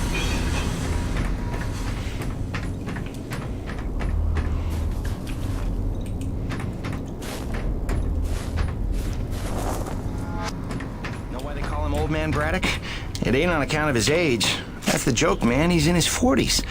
Guy's been so stressed out since he's been running this operation, he's put in 12 years in a matter of months. Let that be a lesson to you, brother. Never forget, it's just a job. Easy for you to say. You're just a researcher. You could check out for a week and it's not like the joint would come crashing down. Braddock's on all the time because that's what we need. Hey, not for nothing. He takes it personal. Whole thing's his brainchild, you know? It's not like he drew the short straw. He chose this place, made the plans, pitched Nevik on the whole deal. Sure, he's in good with him. Practically family, but that doesn't mean his ass ain't on the line. And us with it. Right. I heard something about that special relationship with Nevik, they called it. Had something to do with his dad? Yep.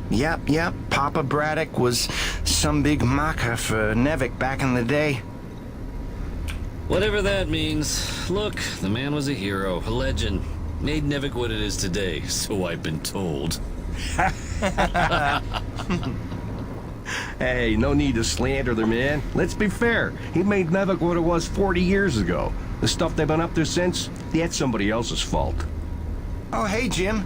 Here to give us a shot to get even? Not today, fellas. Me and Gertie got rounds to make. Gertie? His rig. You know, like you named your... Jim! Word is you're close to beating LaRoche on the board. Who's counting? About time someone punched a hole in that windbag. Don't apologize for doing us all a favor.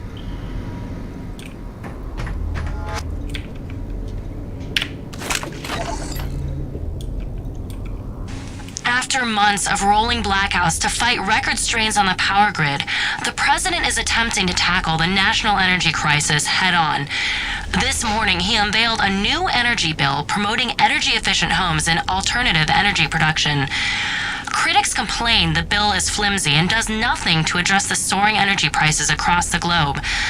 Meanwhile, the blackouts are severely disrupting the private sector across the country, and financial losses are mounting.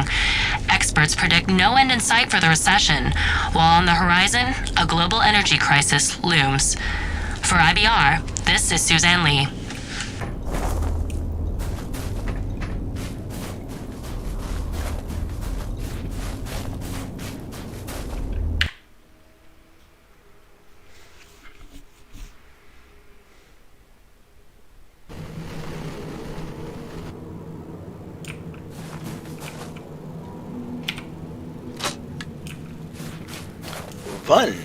One specialized component.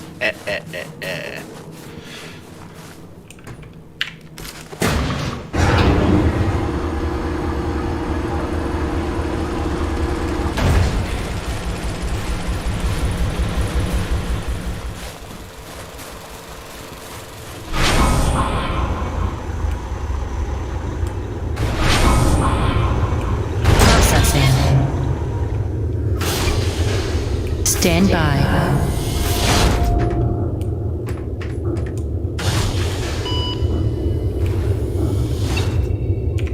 Dr. Kovac never settles for mediocrity when greatness would do. His naysayers simply envy his talents, I think. Like Dr. Roman. She could achieve as much as Dr. Kovac if only she wants so. What is the word I'm looking for? Ethical. Can you imagine?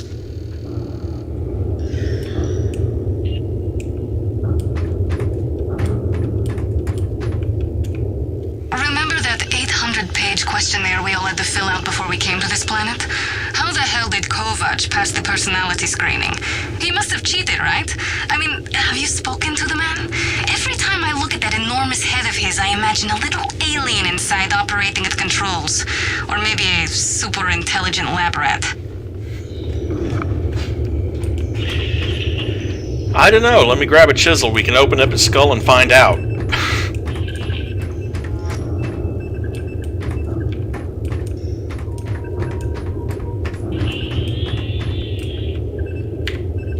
Dr. Roman and I certainly had our issues, but I do wonder how she's doing out there. Living off base out in the white like a mountain man is a bit of an overreaction if you ask me, but she was never one for half measures.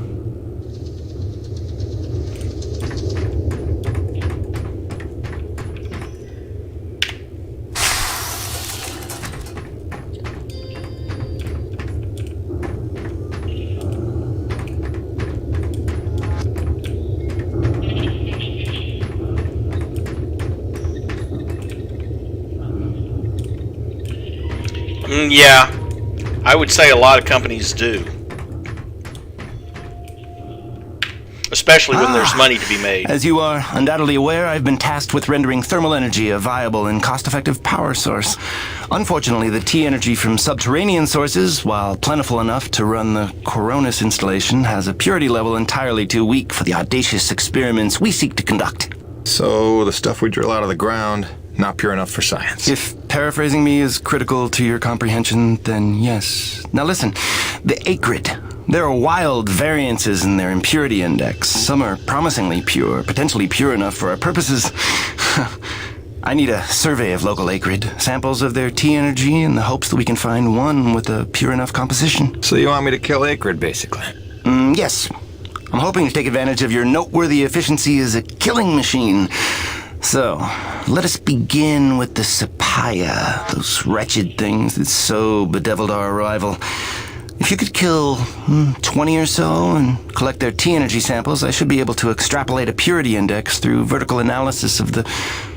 Kill 20 acrid, bring you this bill. That's the gig? All over it. Thanks, Doc. Let me update your map with the best place to look for them based on recent sightings and migration patterns. And if you'd kindly hold still, I'd like to equip a sniffer attachment to your suit's tank. It'll automatically gather samples of T-energy particulates in the air after you've made a kill, so you can just focus on the killing.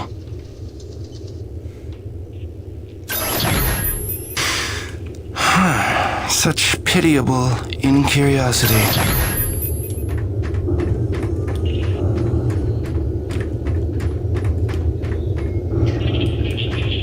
Actually, after that little dialogue, I sort of wonder if the doctor is not a robot. Processing. Or how he even has a personality.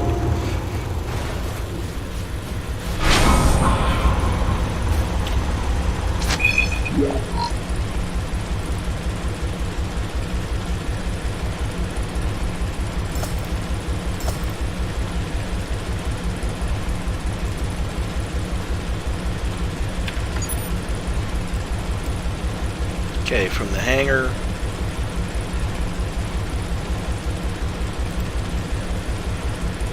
Let's see.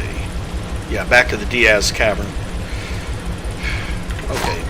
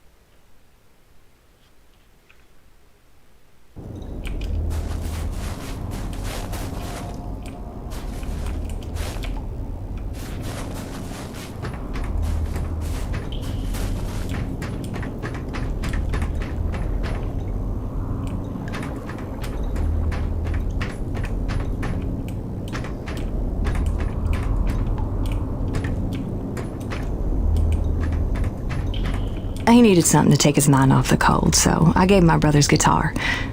For never having taken any lessons, he's damn good. Listen. Well, I would, but I can't hear it because I got the sound turned, the music audio turned down.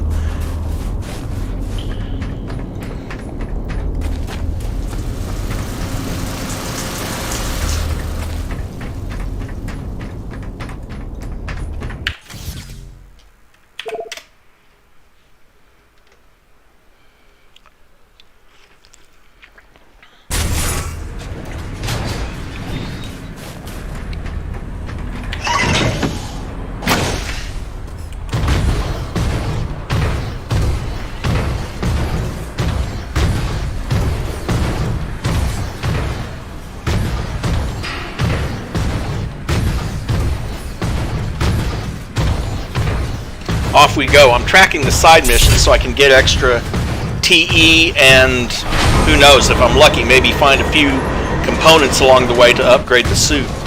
I'm sorry, the rig. Hey, Jimmy. The science team cooked up a de-icing spray so your rig doesn't freeze with every bad storm.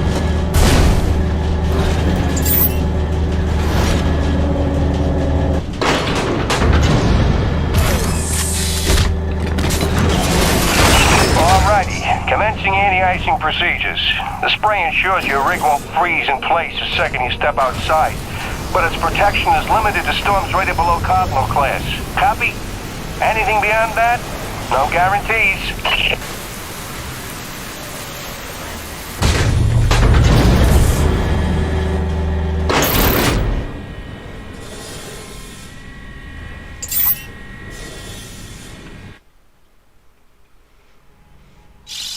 Hey baby, quick message, and not to worry you, but apparently I am slipping quietly out of my mind.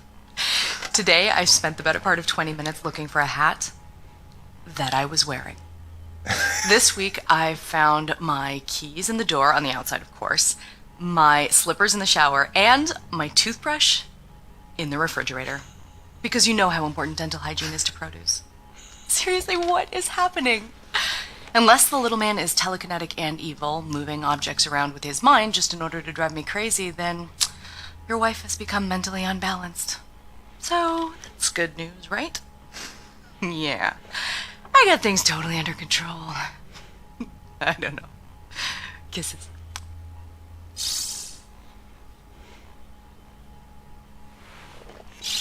Hey, baby. Quick message, and, not to worry you, but apparently I am slipping quietly out of my mind. Today I spent the...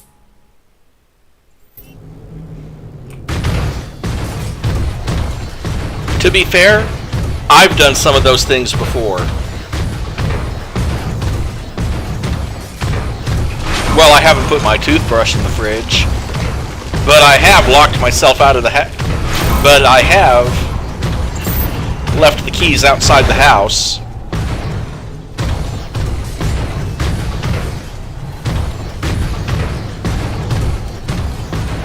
Thankfully, I figured it out quickly enough before someone made off with my keys.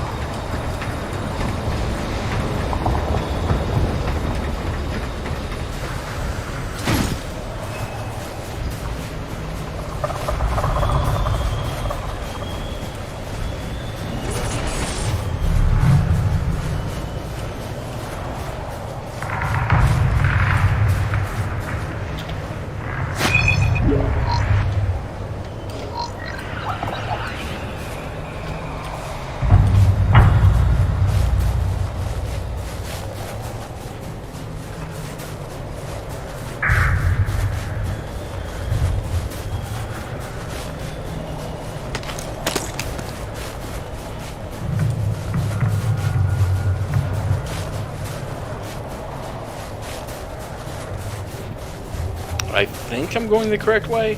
Don't quote me on that.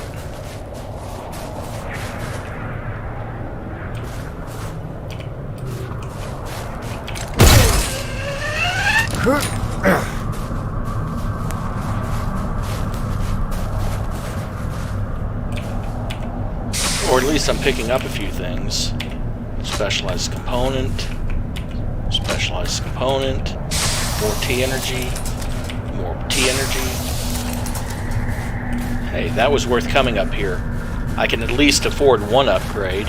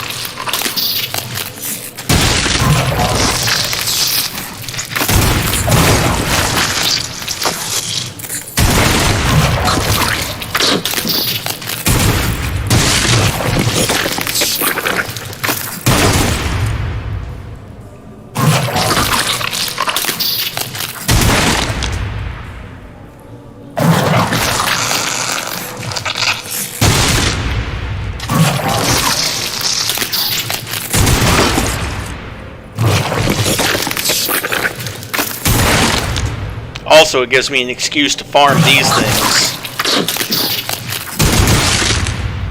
and complete Dr. Kovach's side mission at the same time.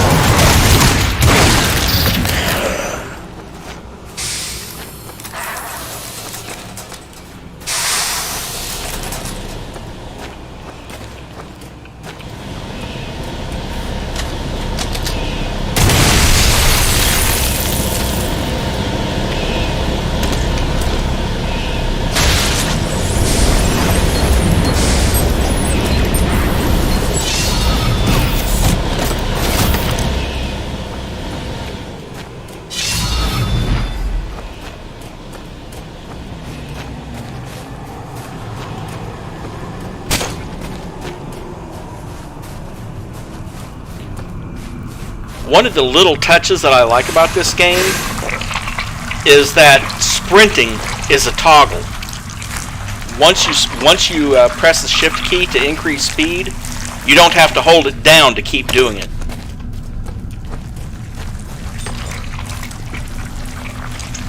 Although you do have to tap it again after going through a crouched place like this.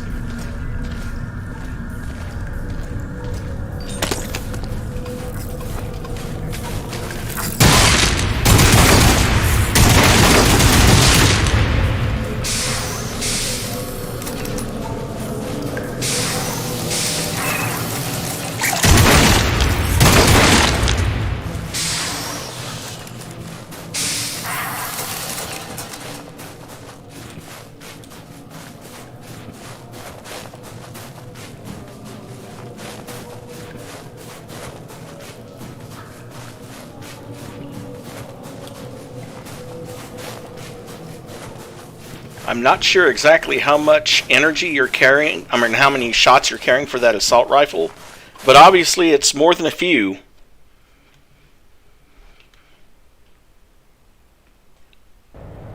I'll find out when I reload up ahead, or when I reload within range of the umbilical. Which obviously umbilical is not referring to a physical umbilical, but but your wireless connection.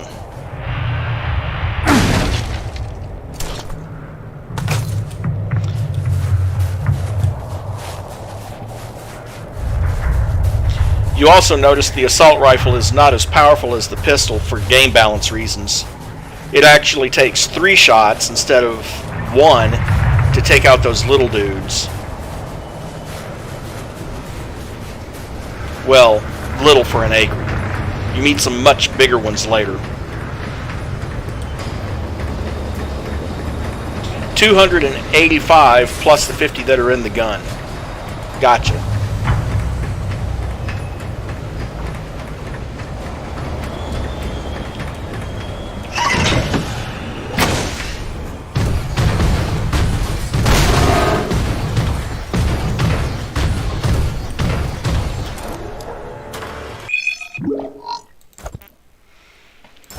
Okay, I've got the sepia samples, and I can, if I want to, return to the hangar already. Which I think I will do, actually.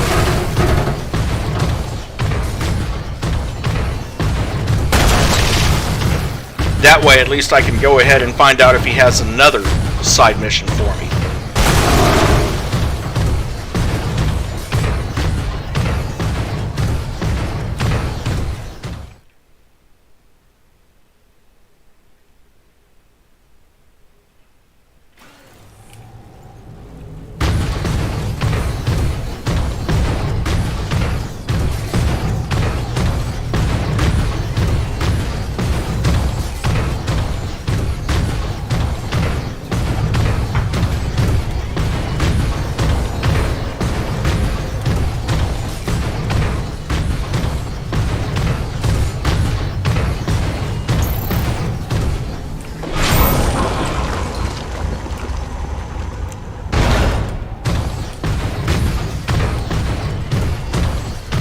Plus, I can maybe get one of those upgrades that Gale's been offering.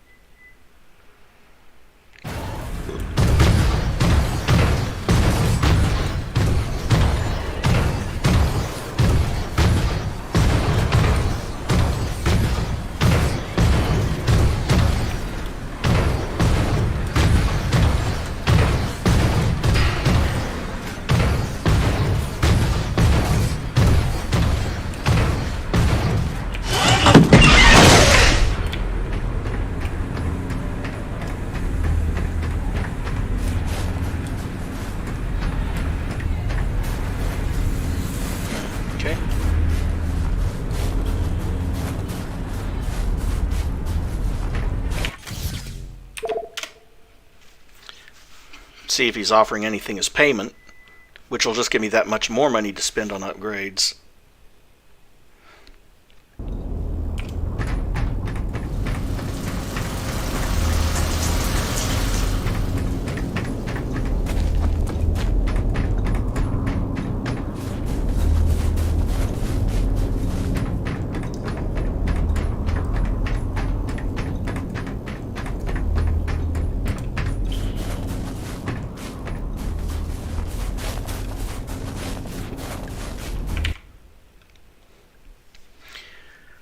Notice I'm not searching any of the other places right now because, frankly, none of that will have,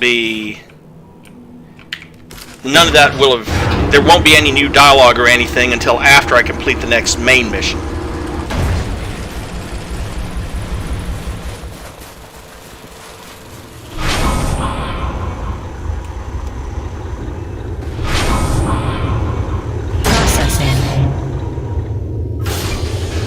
Stand by.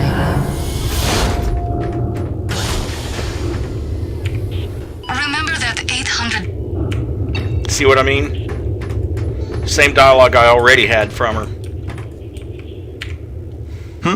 Ah, yes, my samples. I have an appropriate reward. Something to aid in your blood sport. Custom-made specialty ammunition. It's a hobby of mine. I'll forward the recipe to the quartermaster so a constant supply is purchasable from him. Just load your firearm with these and it probably won't take you so long to kill your quota next time.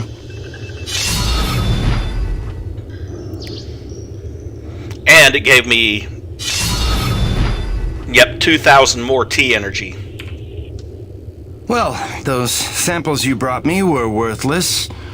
The supply of T energy is not pure enough. So, let's keep looking. I'm sure the T energy from a different breed of acrid will yield more promising results. For the dongo. Okay.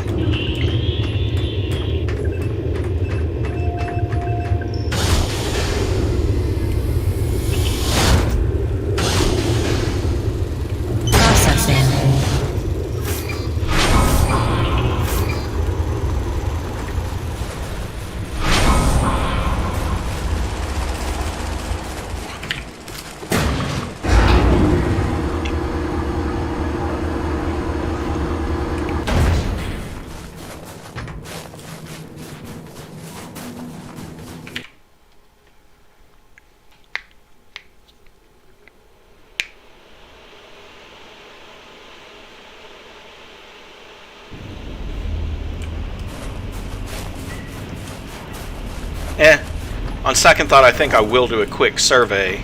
Maybe there's someone else with... See, that's how you know there's no new dialogue here. When they're stuck in a T-pose. It's like, hey, we didn't expect him to come back so soon. Let's all just stand around and pose. Any idea how hard it is?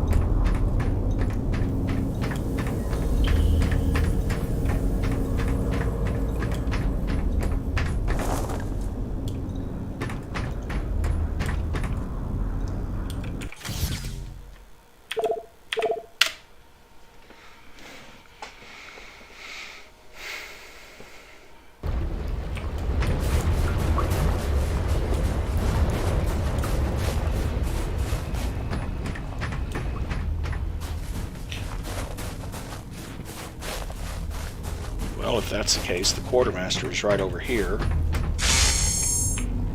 You looking for something specific? Still can't afford the hunting rifle. Obviously, no point in buying the scope if I don't have the rifle. More ammo per weapon, don't need it yet.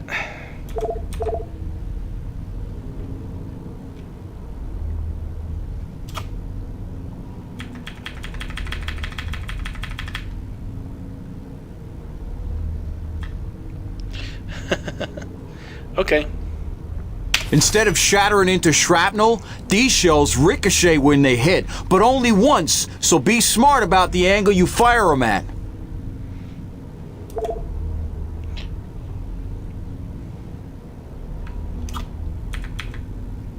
Gail got you rummaging around for scrap, huh? Thanks, Jim. You keep fighting a good fight.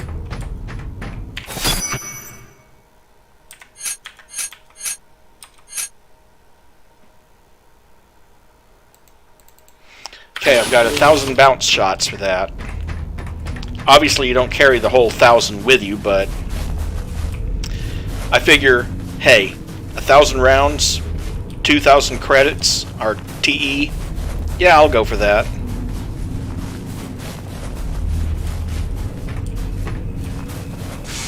Cool. What do we get to do today? Well,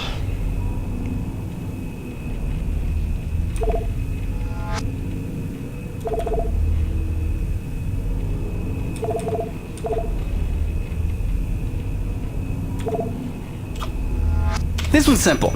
We take some raw metal, we reinforce the hull.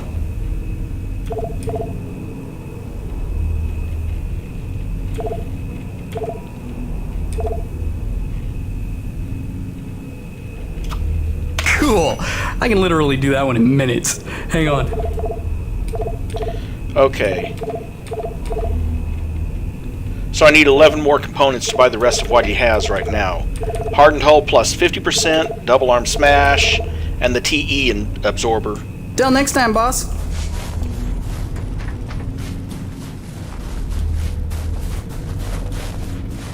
The drawback is it means that I will have to get out of my rig in order to collect TE until I can afford the 5 components for that thing.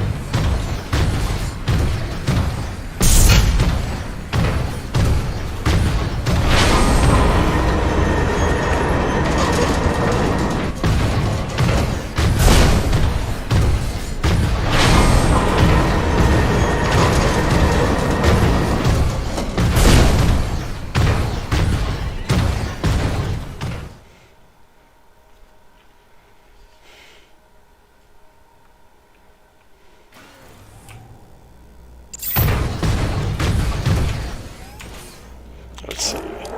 Make sure that I've got this being tracked.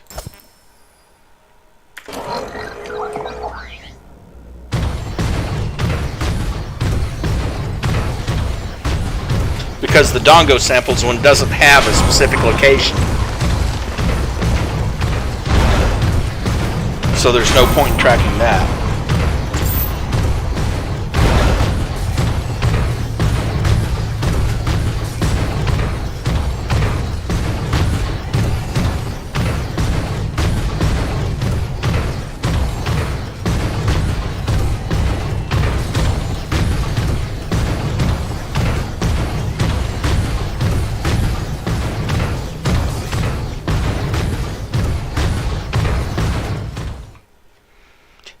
And in this case, out to Bailey's.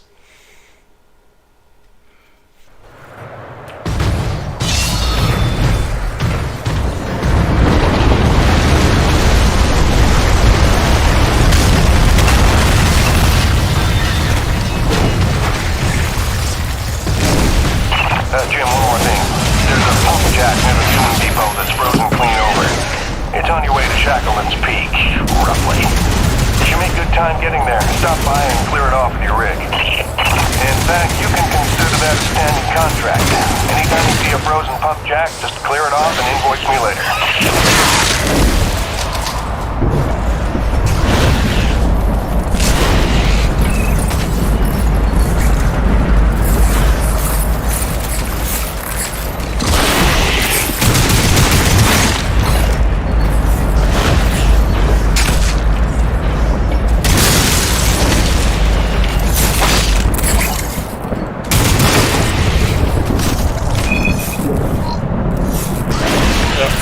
I'll have to wait a second on that.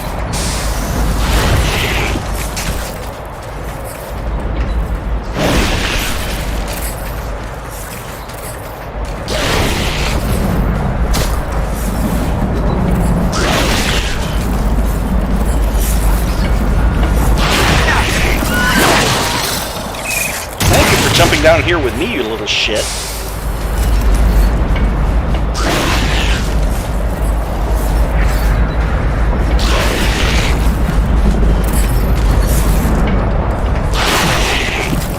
And you're actually trapped in the terrain. I don't have to worry about you. Now then, where was I? New text log. Won't tell nobody this. They'll think I've got the fever, but sure as hell I saw someone out here. Ladylike figure. Maybe I was seeing what I was wanting to see. Turn around to grab my rifle, and when I looked back, she were gone. Oh man, only 2 more cycles out here, then it's payday. Gotta hold on.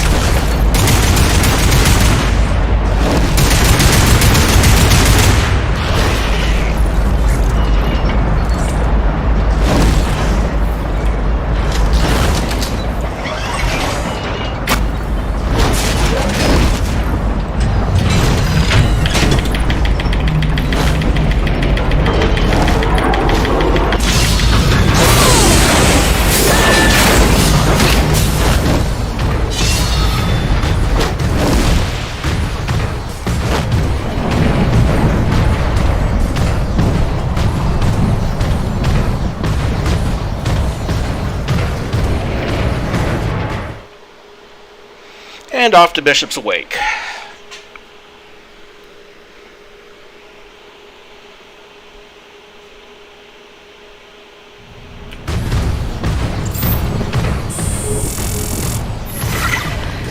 Sorry to bother you while you're at work, but it wouldn't kill you to take the trash out every once in a while? That was terrible. Hey, darling. I can't believe it's been 6 months already. You'd think it would feel normal by now, but it doesn't. Especially not for Hank. He never falls asleep the way he did when you tuck him in. Turns out you have the magic touch. Who'd have believed it? Speak of the devil. I gotta go, babe.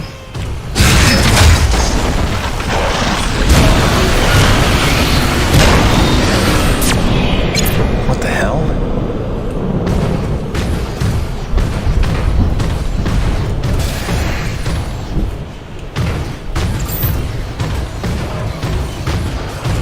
Oh, come on!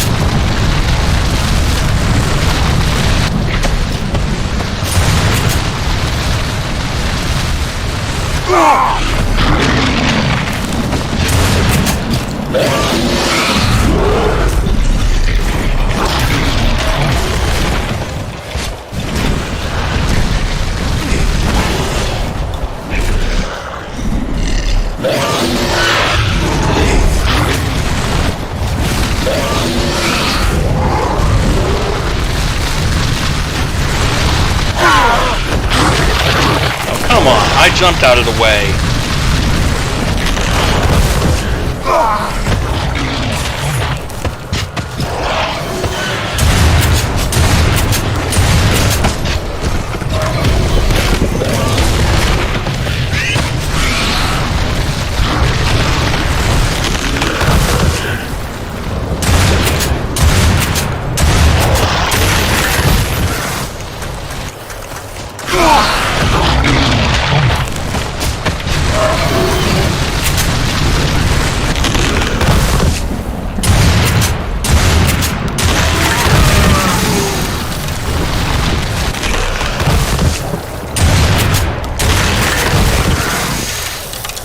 That's over.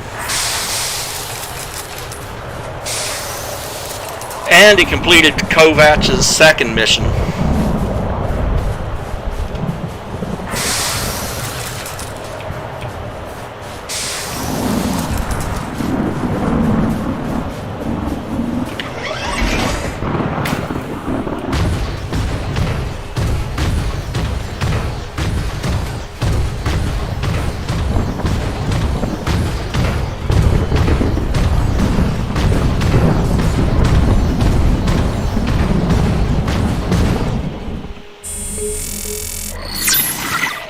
Hey, beautiful. Just sitting out another storm here. You know, up out of nowhere while I was working the South Valley. Barely got to my rig in time. I don't want to overstate the obvious here, but it is frightfully cold out here. Not just winter in Michigan cold. I took a deep breath this morning and the hair in my nostrils froze in place. No joke. Yeah, at least the air's clean, I'll give it that.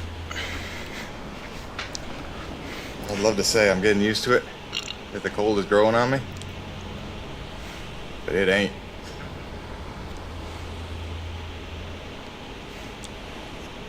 Since I came here on that ship, I haven't stopped thinking about you, Grace. Not for 1 minute. The bravery to let me go, raise our boy for a year or two, or who knows. You are a very special lady. If I could stay as strong as you, I might just make it through this. I mean, it is rightly cold out here. Love you, babe.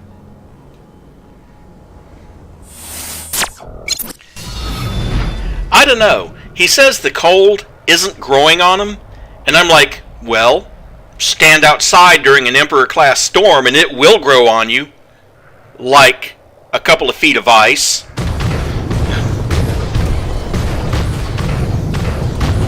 Although I'm sure that's not what he meant.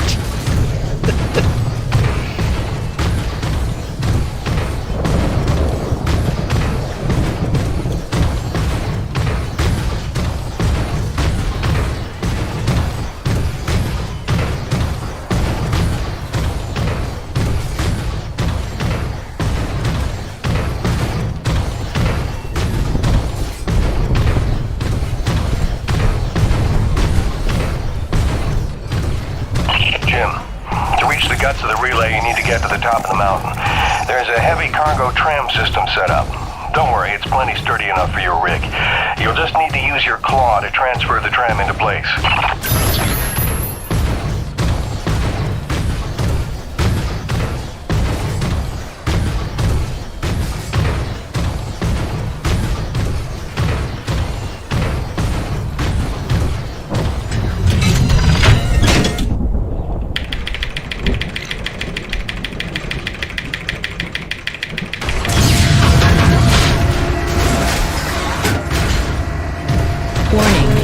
Docking procedure in progress.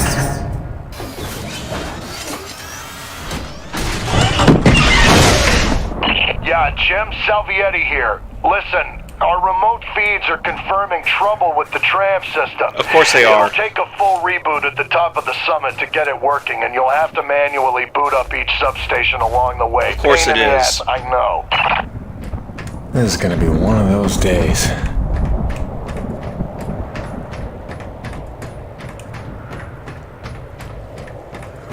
One of those days when you climb a couple hundred stairs? Yeah.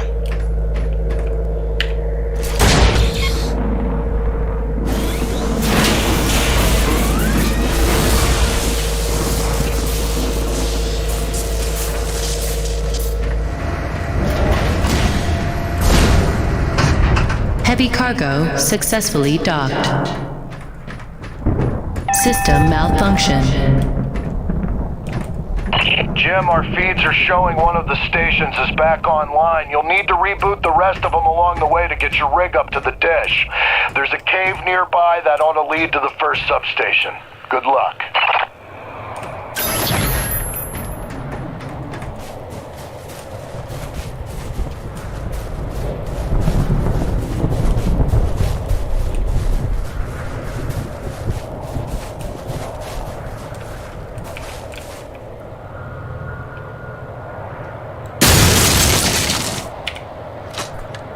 Thought that looked frozen. Another specialized component. I can live with that. Okay.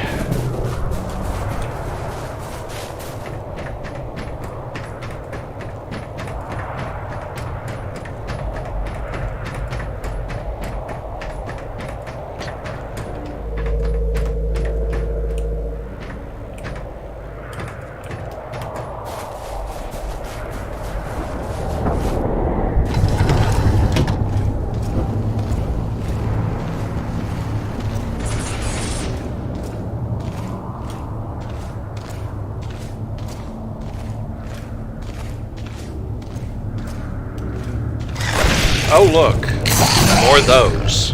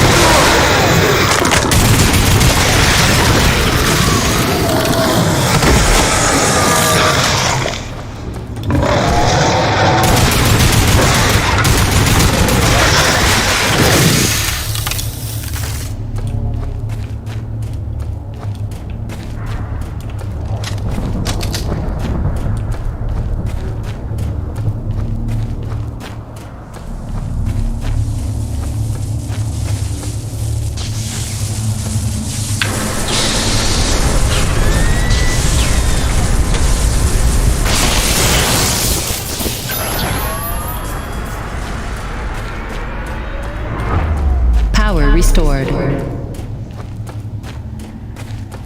That ought to do it.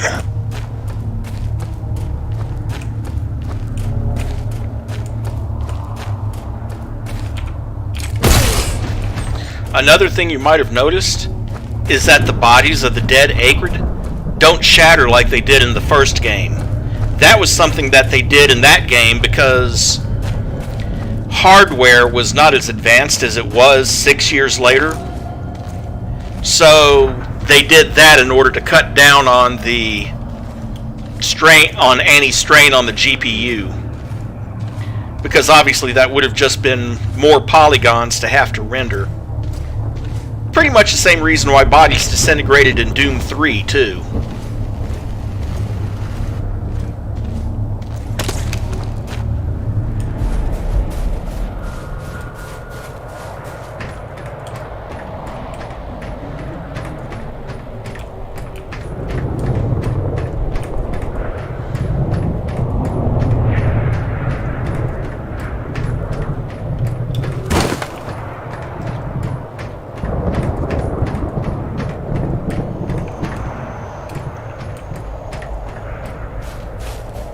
Wait, the next goal is above me still? Hold on.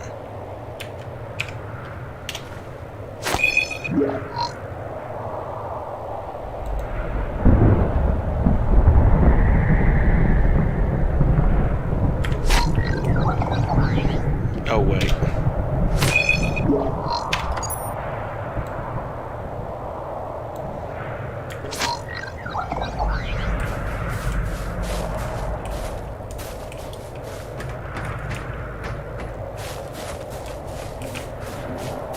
You notice the thing is, it does make sure that it's linear.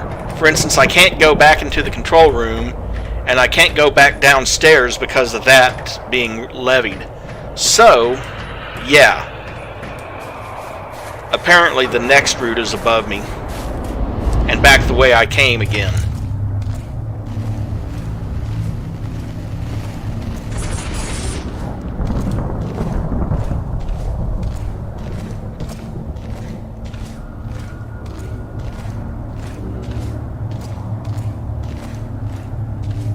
At least I hope it is, otherwise I'm backtracking for no reason.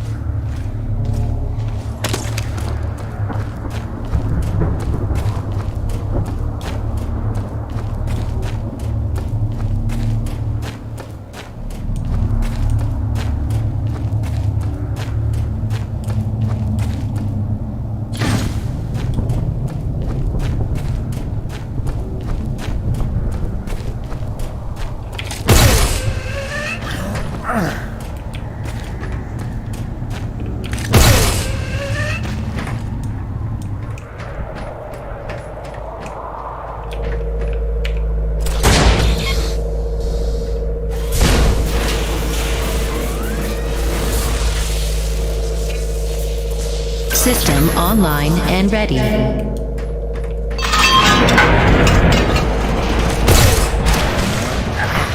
Yeah, that's motivated.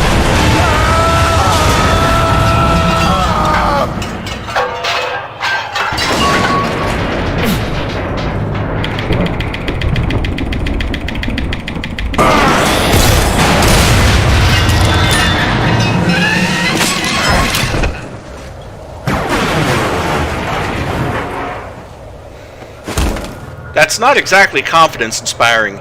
You press the switch and a whole piece drops off. And then you make the jump and nearly die, when the rest of it decides to fall off.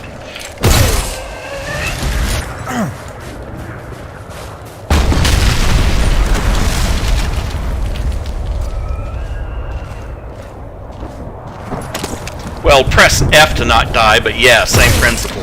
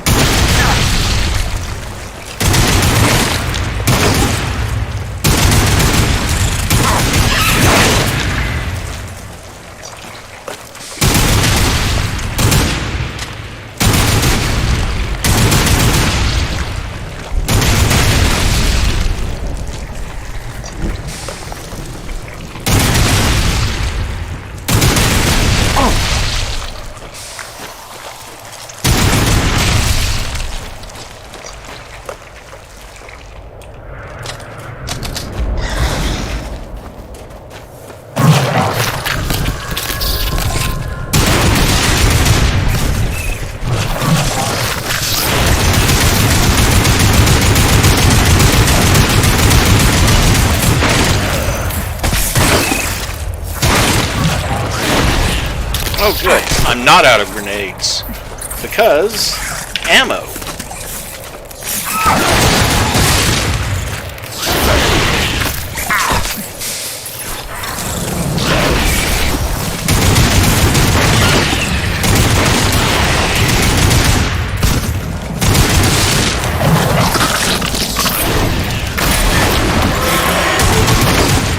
That was close.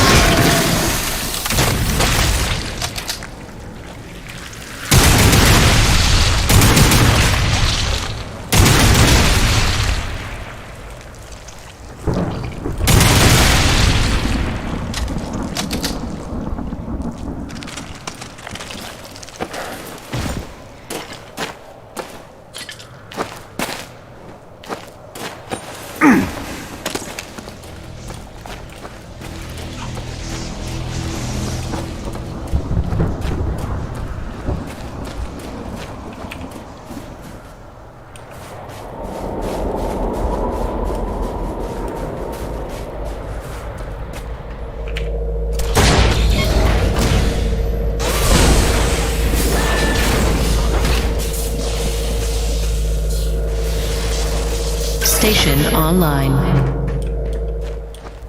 Before I go any further...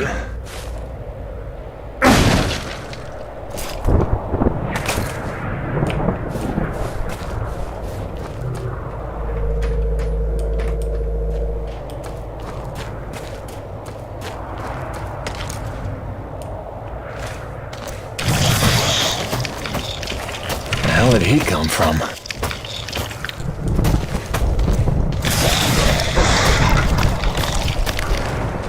As long as he doesn't come down here while I'm balancing on this narrow ledge, I'm fine with that.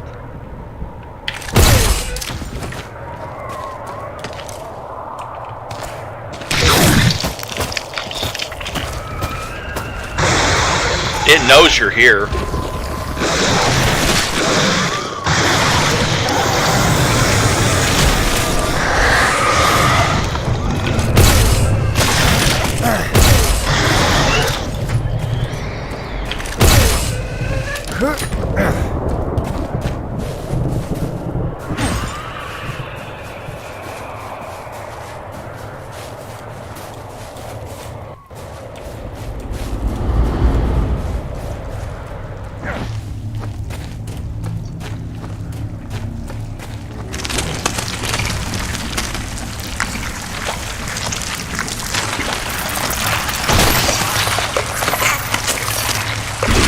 Time for a whole new type of acreage.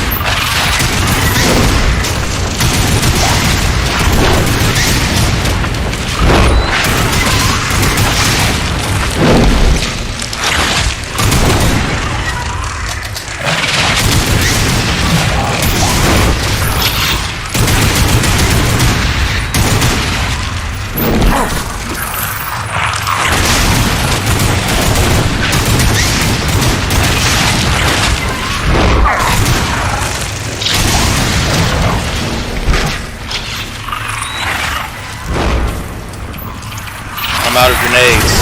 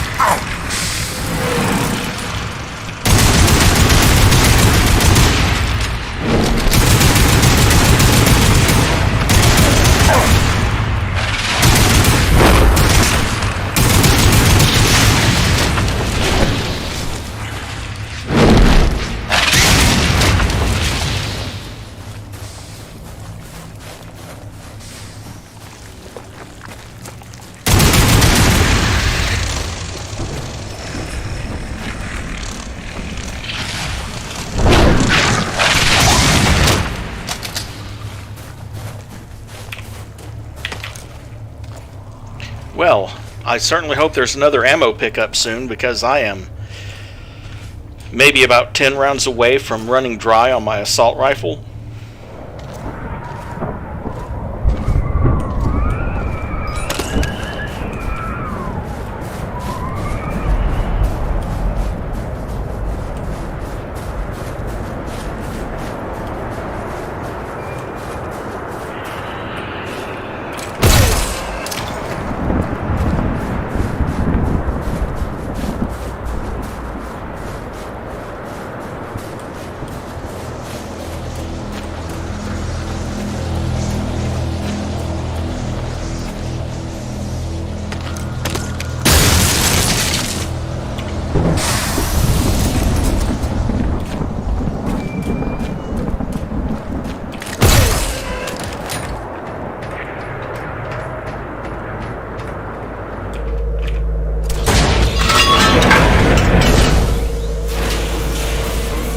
Four out of 6 stations reconnected.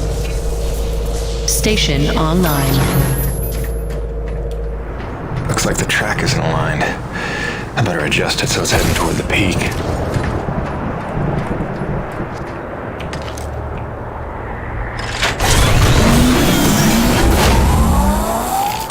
Track rerouted.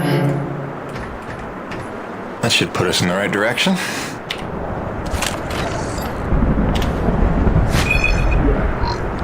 Nelson was mauled by a cat-like animal that took several shots to the mouth before being chased off. A pack of the creatures worked together to hunt down Pierce and Jawa Harlil, who barricaded themselves in the cave nearly 2 hours before a storm finally drove the creatures off.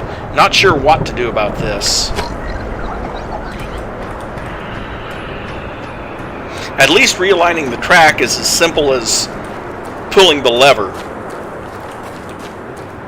Because with that camera angle, I'm not sure I could have done it if I had to do it manually.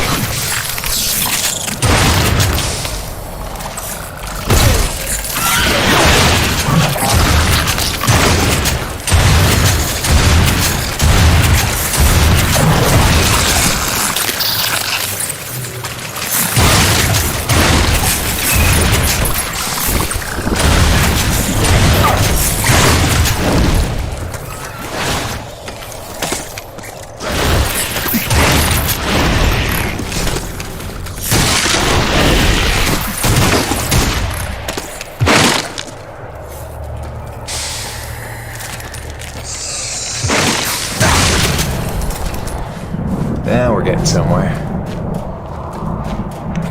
You mean like getting out of ammo?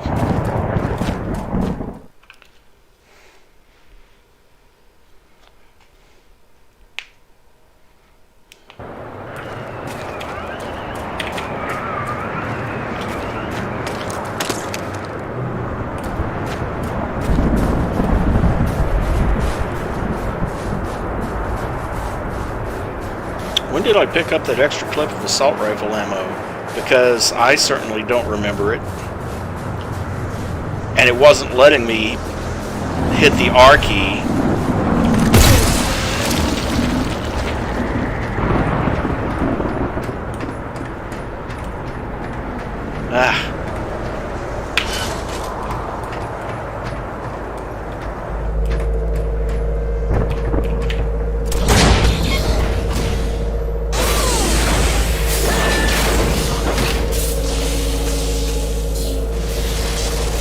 Station online. Yeah, we're getting somewhere.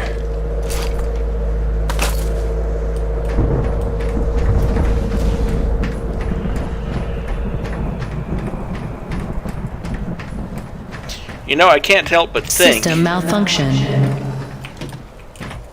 Of course.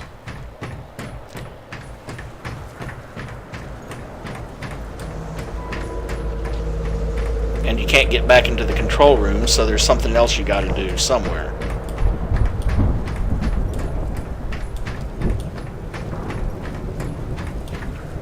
There we go. Rebooting system.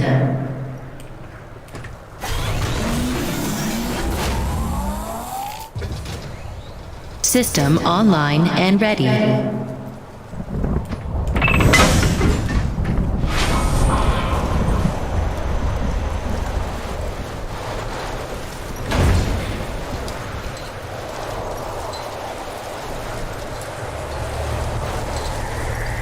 What the hell?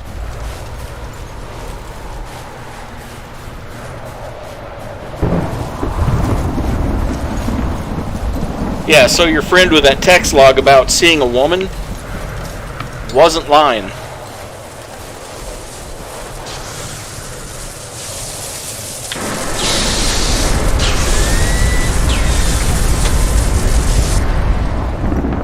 Cronus Actual, this is Peyton. I'm getting the relay patched up, but listen, I don't know how else to say this, but I think we might have a saboteur on the base. Saboteur? What makes you say that? I caught a glimpse of an unidentified person as I arrived. Ran off a cliff before I could get a good look, but I think they were tampering with a relay tower. Jim, no offense. You're not supposed to go stir crazy until you've been here at least a year. I'm serious, boss. Somebody was out here. All right, Jim, I believe you. First things first. Head into the relay station, raise the satellite dish, and call up the tram. You'll need your rig for the next part. I need my rig for this part.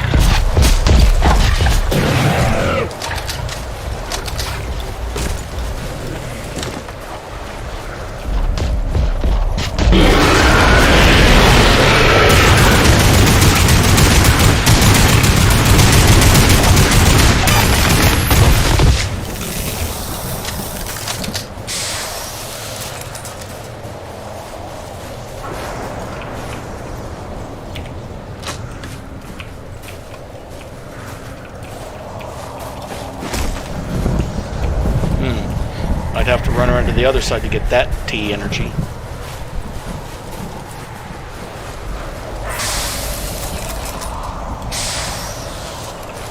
There we go.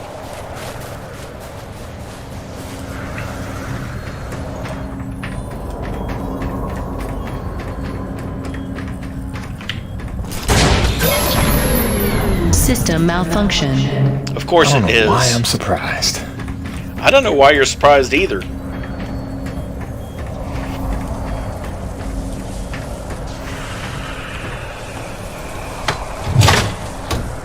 Power restored. Attention. Unlocking suspension lines and raising comm dish.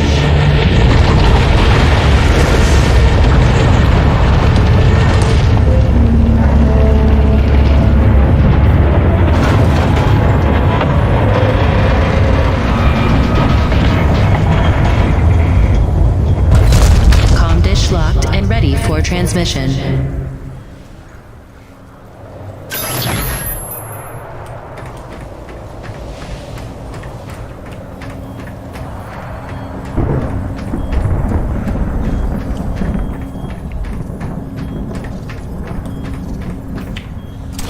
Rebooting system.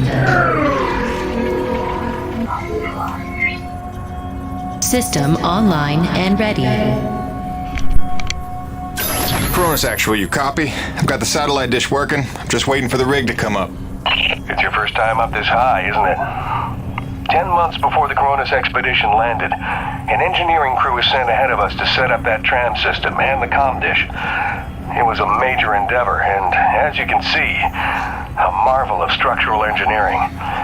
The oxygen gets pretty thin up there, and winds can blow up to 180 miles an hour, so the challenges must have been extraordinary. Yes, but I also note that it's sorely lacking in maintenance. Attention. Heavy cargo tram is docked and ready.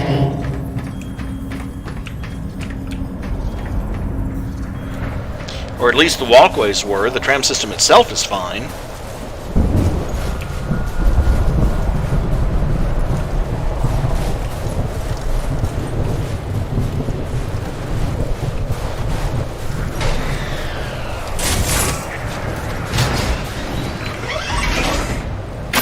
Okay, now that you've got the rig, use the claw arm to align the relay tower and re-establish contact between the comm dish and Coronis.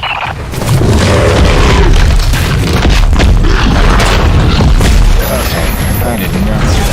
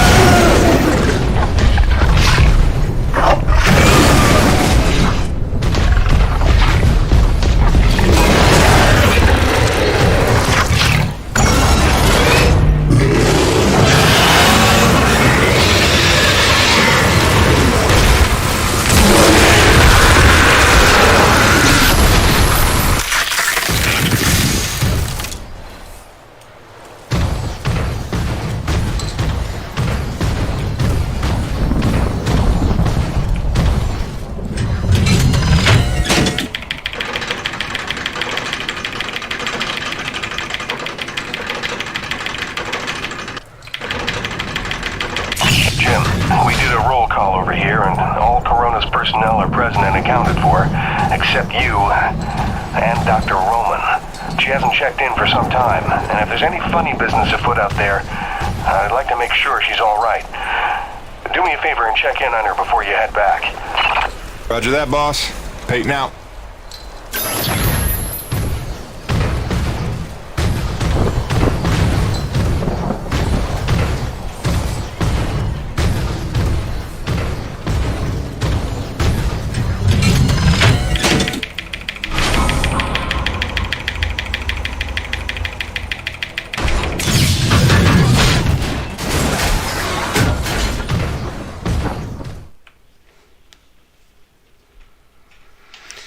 So see, at least you can fight in the rig. At least against some types of acrid. Against smaller types, you just stomp on them. Attention. Heavy cargo tram is docked and ready.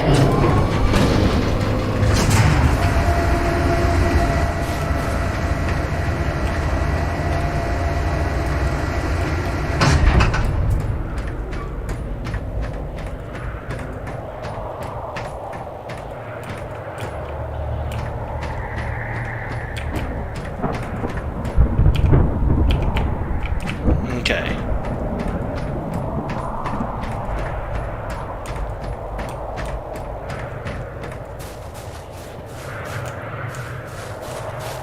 Well, it's docked and ready, but... Oh, there it is. Couldn't find the open door to the stairs.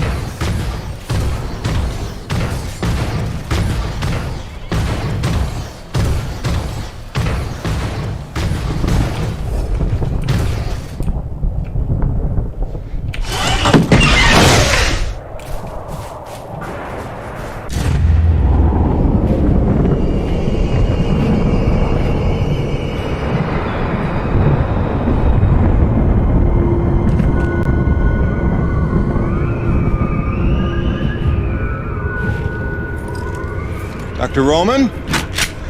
Drop your weapon! Whoa, whoa. Easy now, Doc. Who are you? Where'd you come from? I'm Jim Peyton. Just here to check Where up... from? From Coronis. What the hell, lady? Where else would I be from? Braddock sent me. I know you. That's right. I came down with that creepy fella you don't like, with the big head. Just hitching a ride, I swear. Barely know the guy. You may be done aiming things at me now?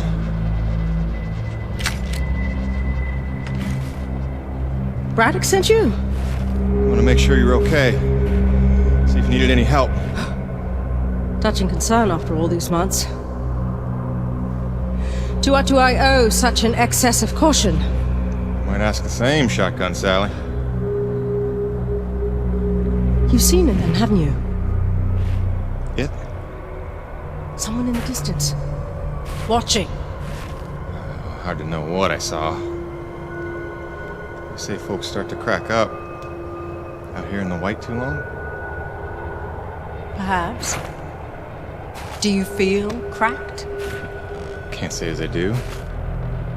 Then there's something the old man's not telling us. You realize that? Trying not to. I know how it is. You didn't come here to ask questions. But believe me, James, this place has secrets. Keep your eyes open, or they'll sneak up on you when you least expect it. It's all good and ominous, Doc. I'm just here to do a job. That's convenient. I've got one for you. If you're really here to help, there is one thing you can do. DNA tagger for your pistol. Collects, analyzes, and stores genetic patterns for my research. Want to help? There's an acrid nest just round the bend.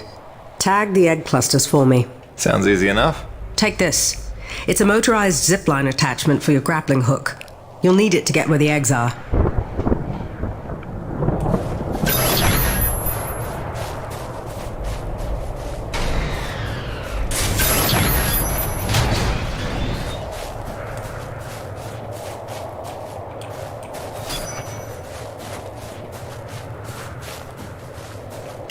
And of course now I have my bestiary unlocked. So the acrid that I tag will get added to it.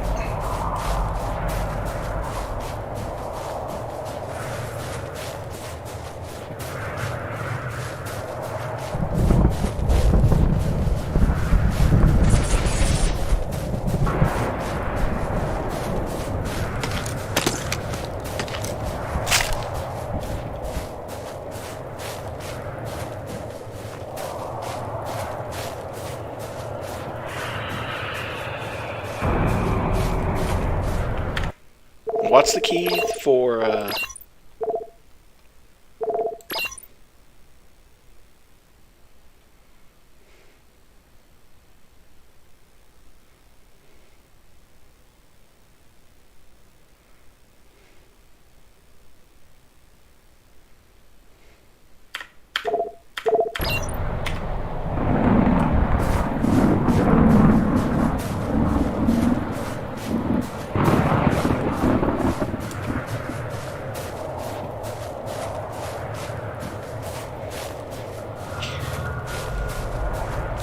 wanted the key to show me the navigation markers.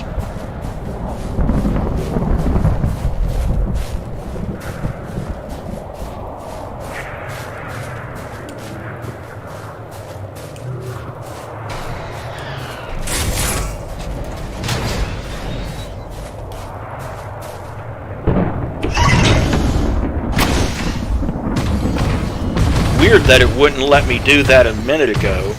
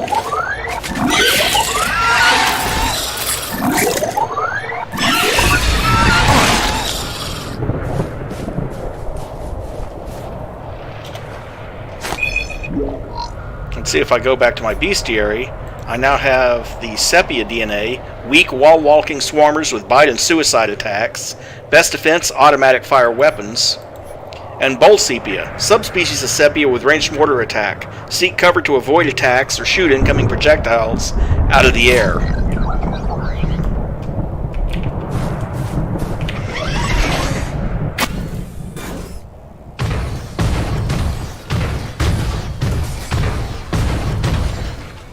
Oh, joy.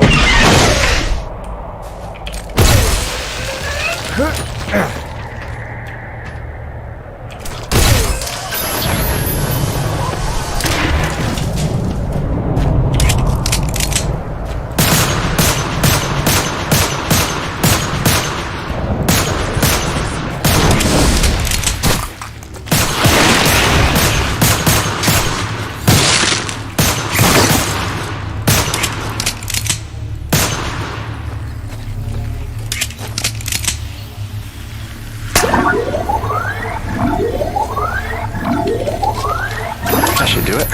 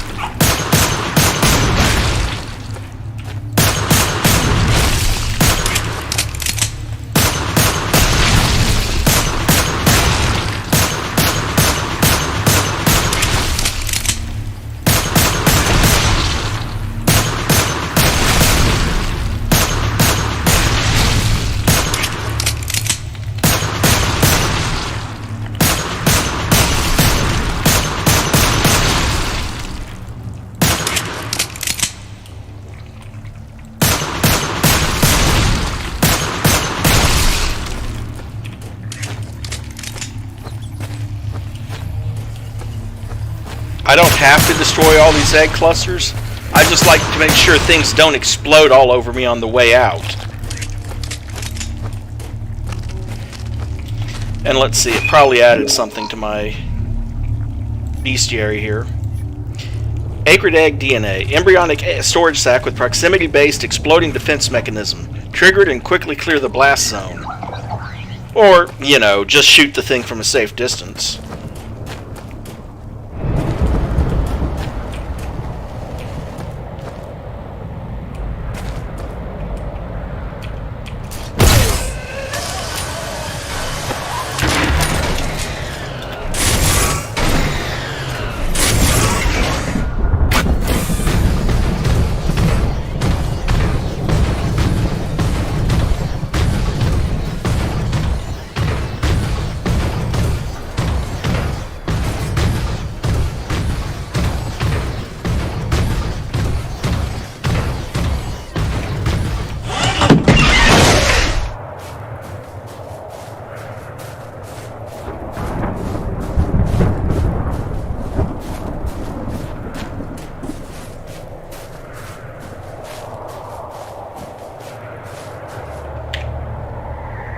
Good work, James.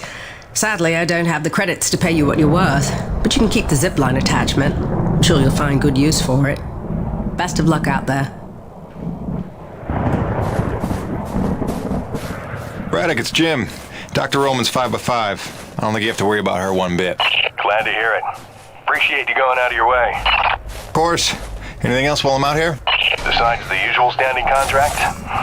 Actually, we did just survey a fairly massive T-energy deposit nearby, but it's inaccessible with your current equipment loadout.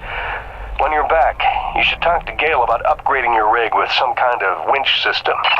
Roger that. Peyton out. Wait, did I hear my name?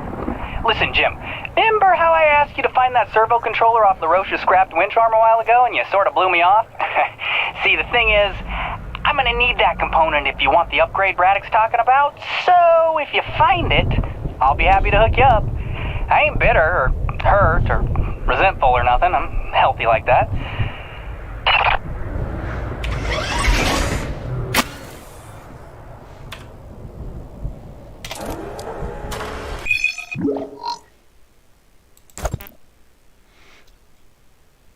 And of course you can rewatch the videos at any time.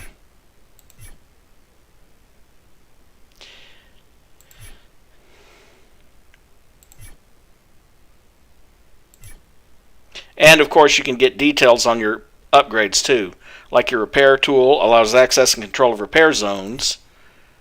Standard issue Camelot Felding grappling hook allows rapid vertical ascent and descent to and from stable grappling points. Zipline attachment, motorized pulley upgrade to the grappling hook that allows propulsion across metal zip wire. And the T-Energy Sniffer, a research tool that automatically gathers samples of T-Energy particulates in the air after an acrid kill. Rig upgrades, like the hardened hull, improves the rig's armor by 25%. Forearm bash, extra shielding on the forearm allows for a quick bash attack. Pressurized claw, hydraulic actuators that increase crushing power. And the tungsten carbide drill, which delivers more damage to acrid vulnerable spots. Okay.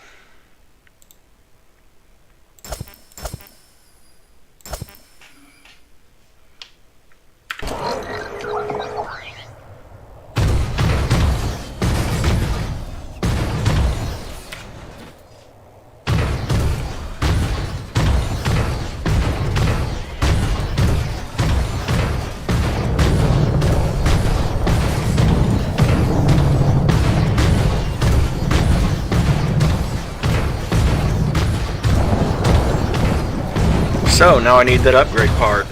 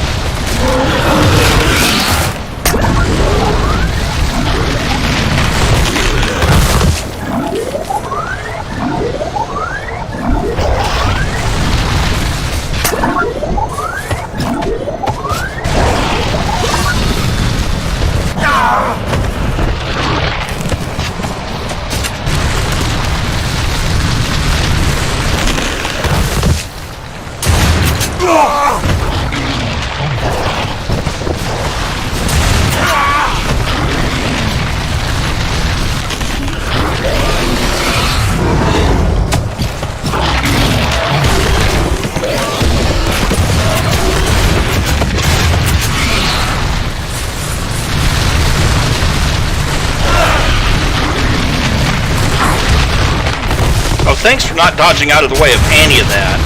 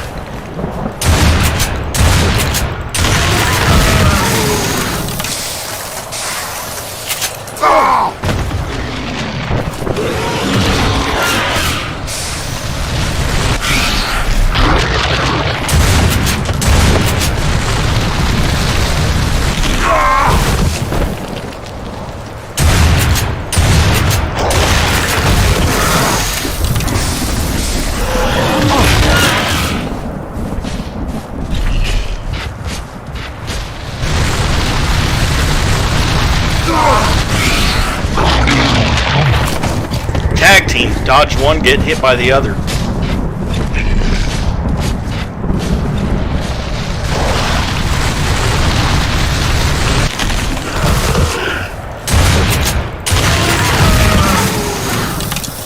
Eat it.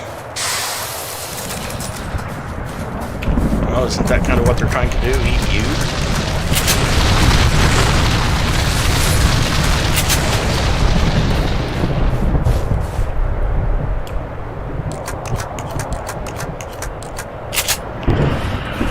Thought you might like to see the bounce ammunition in operation if this one ever stops moving.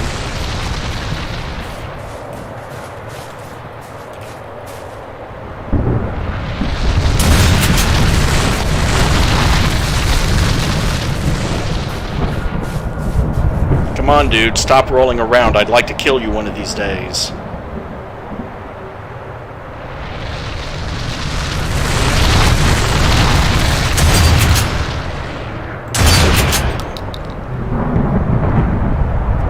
Okay, fine.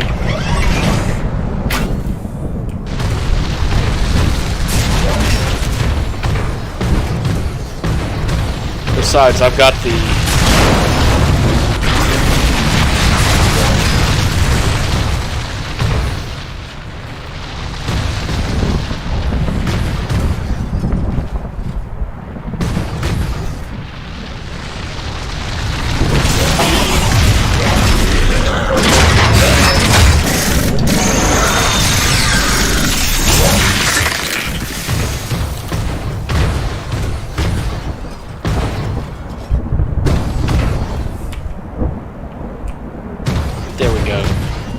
Back on course.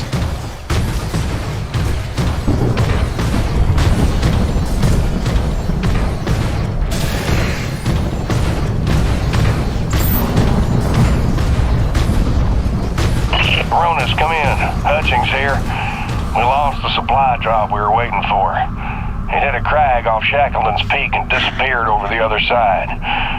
LaRoche is looking for a way over, but I think it's lost. Luckily, it was backup medical supplies and not one of our scheduled Class A drops. Let's just hope we don't have an outbreak of anything soon. Return home. Out.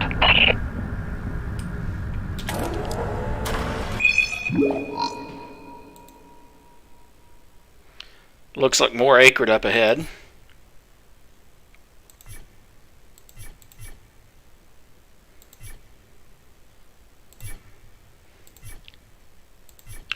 Dongo DNA. Thickly armored Acrid with high-speed roll attacks. Avoid with well-timed roll dodges and target the tail.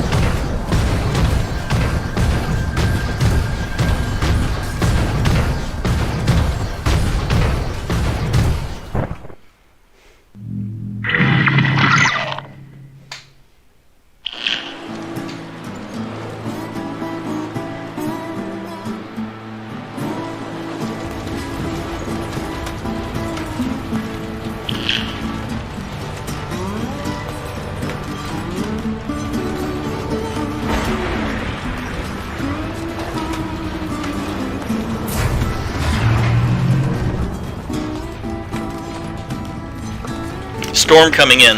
The thing's got shutters built into it. Oh boy.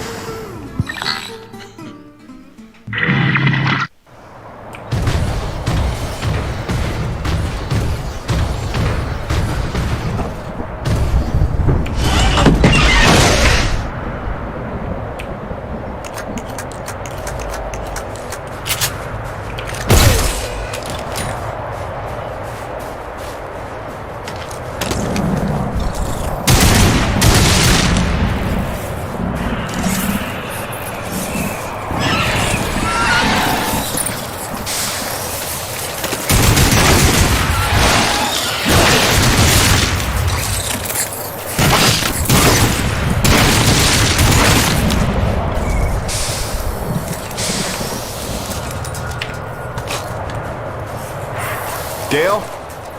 I think I found that doodad you were after. Sweetness. Just drop it by next time you're in the hangar. Pretty sure you know where to find me, and, let's just keep this between us.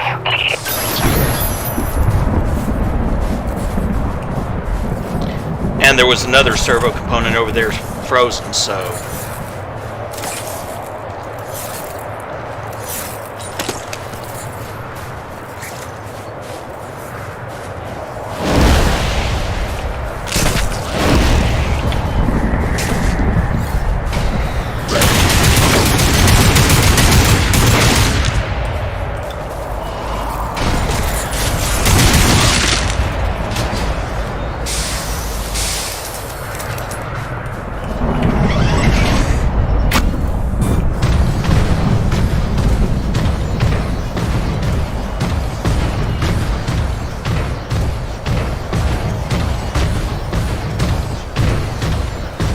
And finally back to Coronis.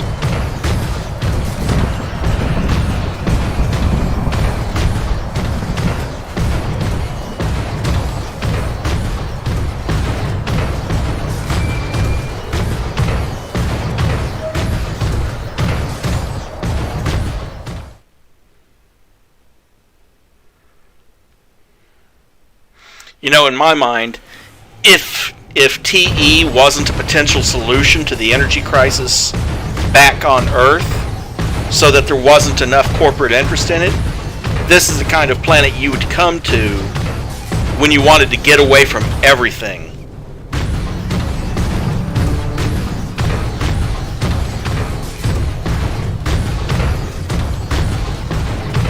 Well, that, and if you didn't mind the cold and the constant risk of being frozen solid for a couple of years.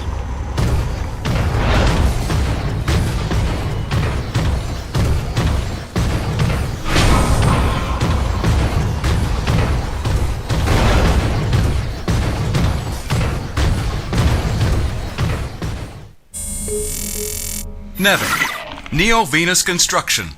#1 in energy. #1 in medicine. #1 in communications. In philanthropy, the most generous corporation in the history of the Earth. Only for the PR, a beacon guarantee of hope in dark times. Nevik spans the galaxy in search of new energy sources. Earth's greatest champion.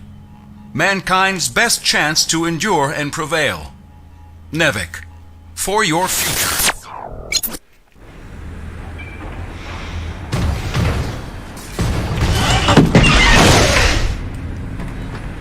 I hate to tell Nevik this, but they have one of the most abundant sources of energy just 93 million miles from Earth. It's called the Sun. Covered by Nevik insurance, you are not required to attend.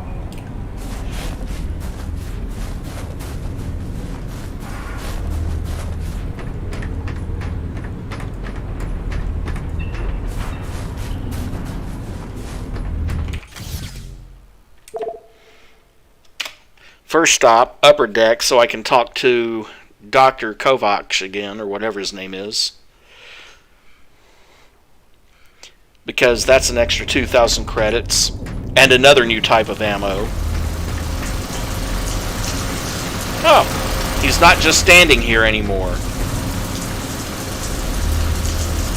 And the heat is melting the wall, as you'd expect.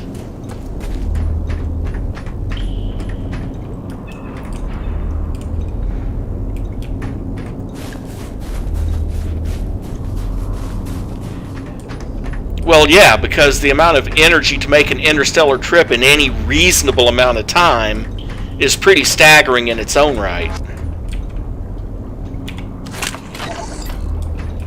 New text log.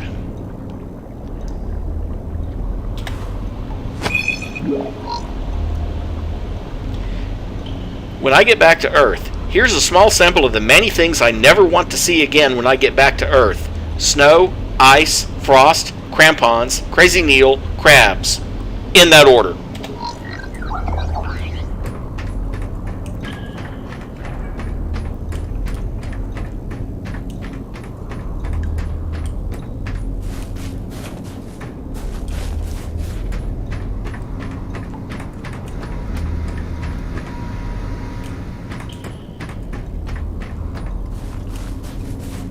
I mean, you know, when it comes to interstellar travel, even the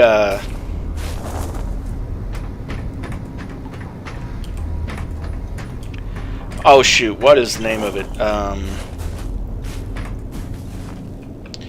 Crap, hold on a second.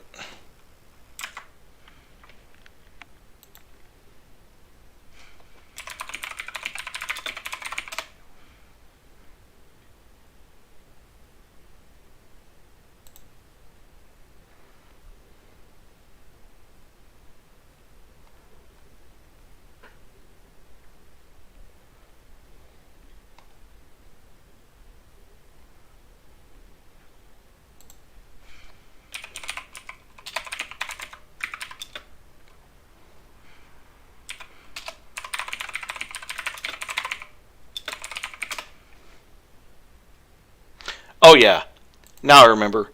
The Alcubierre drive. The Alcubierre drive, even if it didn't require a lot of energy to do, it has its own slight problems, such as making sure that when you arrive you're not pointed right at the planet you're trying to land on. Not unless you want to bathe it in hard radiation. A lethal level of hard radiation, I might add.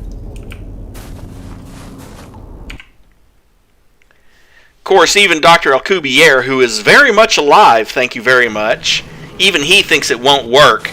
It's just that the math shows that it could theoretically work.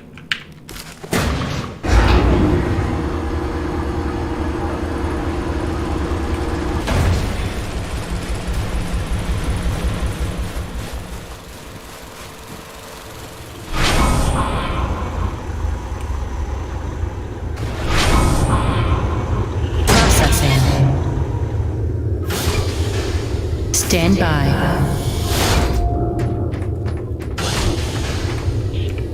Remember that Well, she doesn't have anything new to say. He doesn't have anything to say.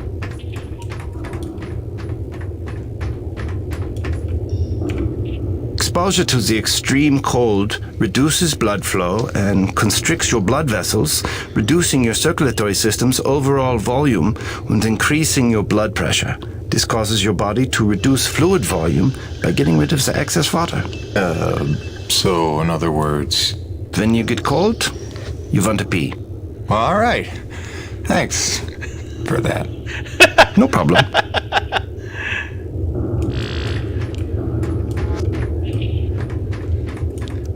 Borderline TMI. Excellent. I hope you found the specialty ammo useful, because that's how I'm paying you.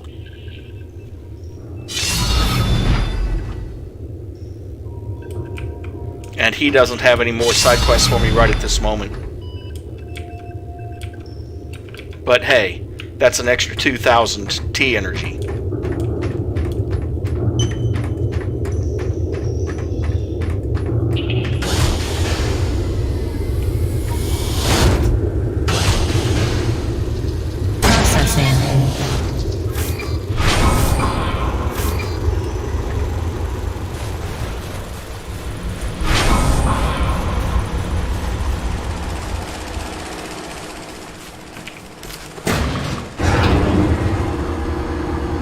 This is true.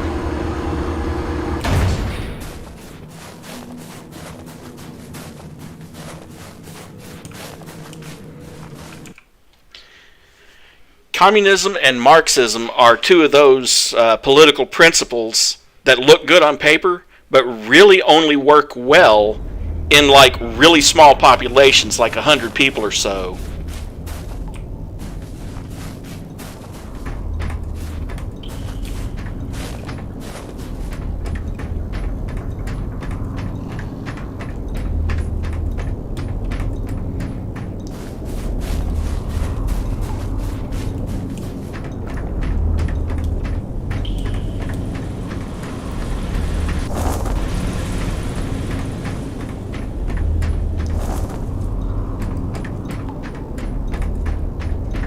We could take some torque drivers and plant some helical piers at B-26 and K-22 instead. That should ease off some of the lateral load. I'm worried about the pressure. Well, we could take the gauges off A5 and 6 since those are more or less stabilized. But I'm telling you, they're load-bearing. There are some plates on there, anchor them down with cable lock, and we're golden. At least for another few days. It might work. It might work, sure. It might kill us. If there's a void collapse within 20 meters, the show's over. But what else are we gonna do? What about reinforcing B-28 instead? Put in some drill shafts to sustain some of the lateral load. It's within their tolerance at this height. Not inspiring much confidence. It's like, oh, that'll keep us stable, at least for a few days.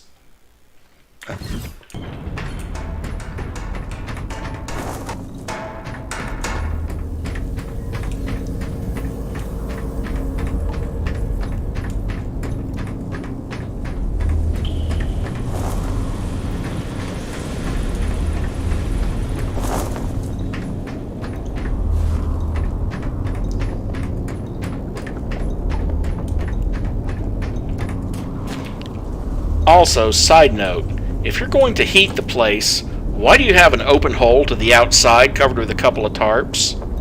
I mean, wouldn't it be better to just wall that off completely? Of course, if you did, you'd have shit like that. Unless that's what you wanted, was to melt part of the ice.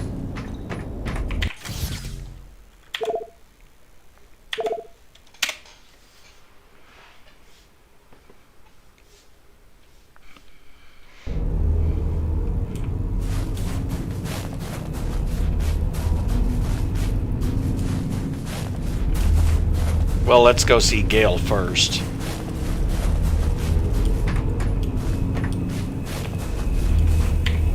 Hey, Gale. You up to helping me put a new tool on the rig? Sure thing, boss. With that component you salvaged from LaRoche's winch arm, I can upgrade your rig to spec. It's kind of what I do. Just plug any salvage that you find out in the world into the kiosk there and select what you need. Oh, and if you're ever low on salvage but flush on cash, I'm sure old Birdie can swap that for you. They don't call him the quartermaster for nothing. Get it? Yeah, me either.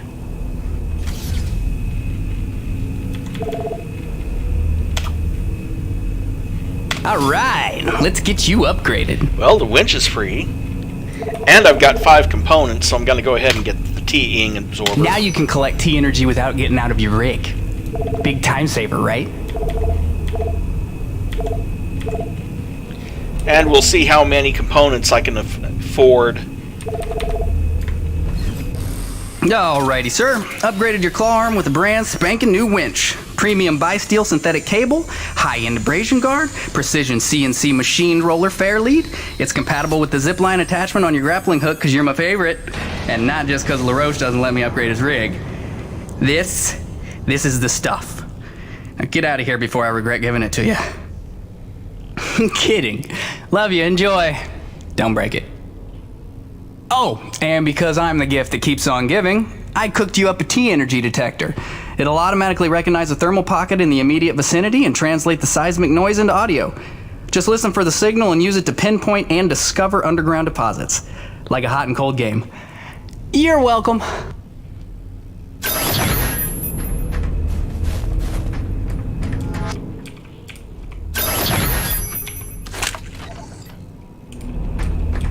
Dear Diary, I know it's early, but I was seized this morning by the divine spirit of artistic creation. I was at breakfast and Colbeck had come up with these griddle cakes made out of vital wheat gluten or something, and it got me thinking about the corn my folks used to grow when they still had their farm on Olympus 1.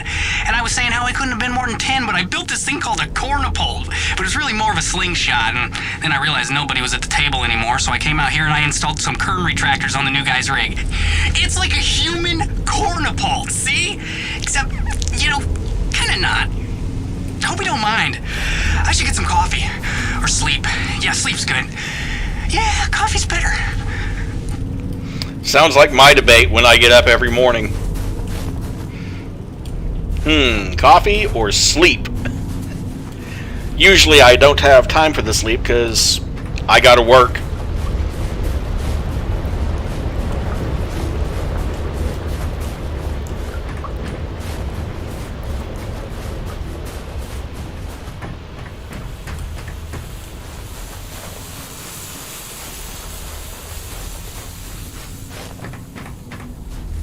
Stop in at the shop. Hey, what's the rumpus, Jim?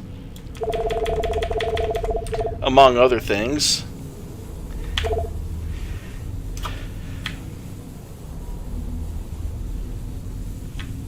That ammo adds severe burn damage if you can hit them acres. Instead of shattering into shrapnel, these shells ricochet when they hit, but only once, so be smart about the angle you fire them at.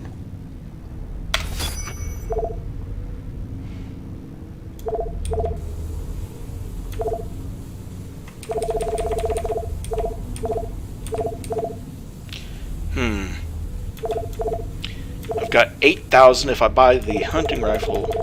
Nah. Gil got you rummaging around for scrap, huh? Good deal, good deal. You be careful out there, kiddo. Save the last 2,000. Go see Gale again. Or rather, go see his kiosk again. What do we get to do today?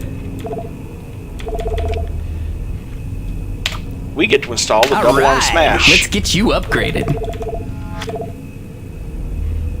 Doodles.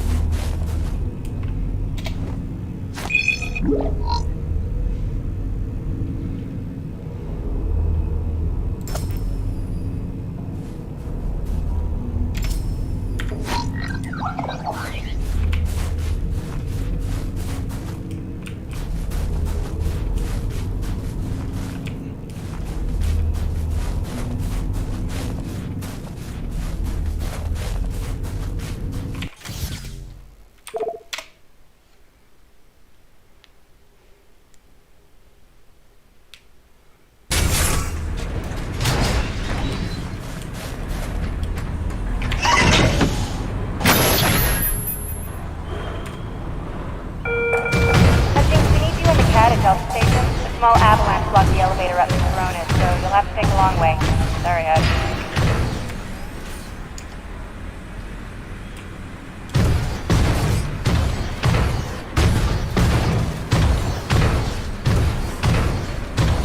Also, the fast travel obviously can't take you to areas you haven't visited yet.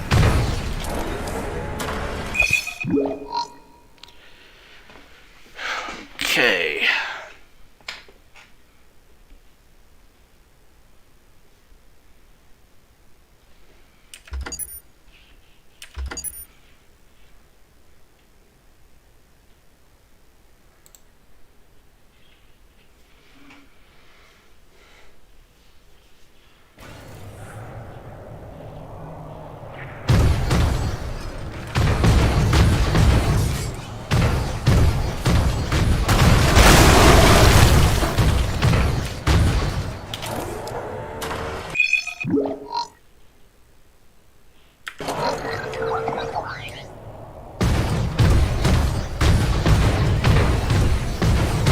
I'm not sure there is a...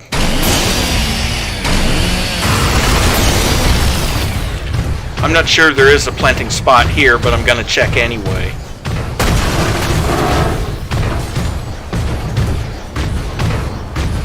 No, actually, I can't get past here with my rig, so that would be a no.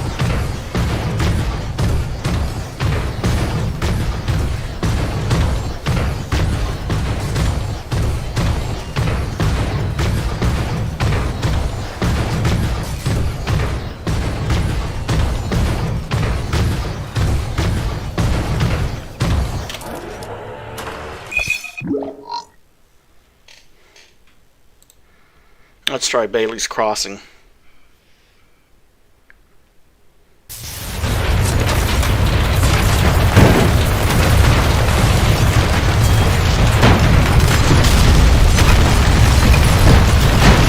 Well, that's not promising.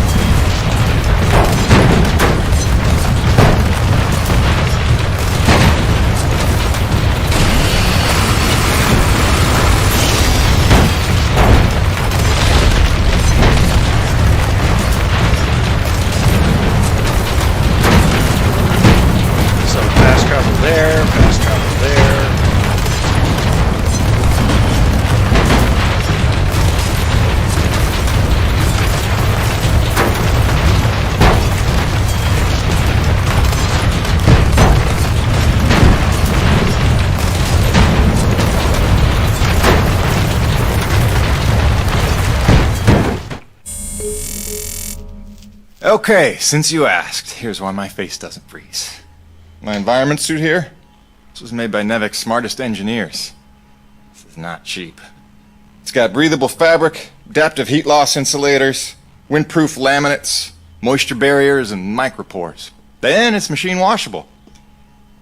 Right. Now, these heaters on the collar here, they do the heavy lifting of keeping my head warm when I'm in the elements. It's got its limitations, but keeping the noggin warm ain't one of them. So, is that wonky enough for you, or do I need to start talking about fluoropolymers? Cronus Actual, come in. I'm getting close to that massive T-energy deposit. Looks like I'll have to use my new winch to get across this chasm. Hope LaRoche is listening. Kiss my ass, Peyton, and choke on your winch. Jim, remember when you get there, the bigger thermal pockets can overload your T-post, so watch your step. Yes, please, don't burn up like a matchstick. Hey, LaRoche, how are those grasshopper pumps in the East Valley coming along? Complete bombo. Almost done. Cronus Actual out.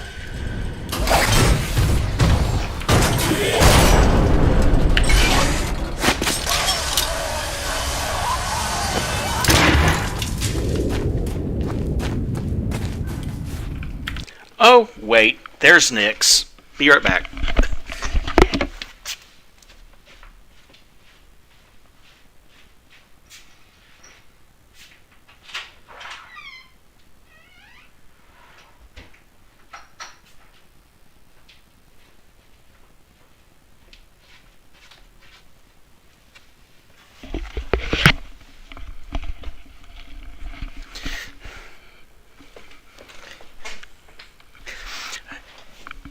She's only been outside for 14 hours today. Guess she misses my incredible charm and sparkling repartee. Or not. Oh, that was good. Let's not grapple. Let's just fall straight to the bottom of that.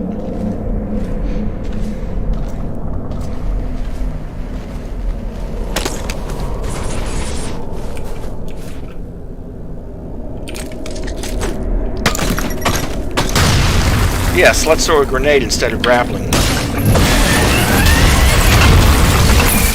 Good God.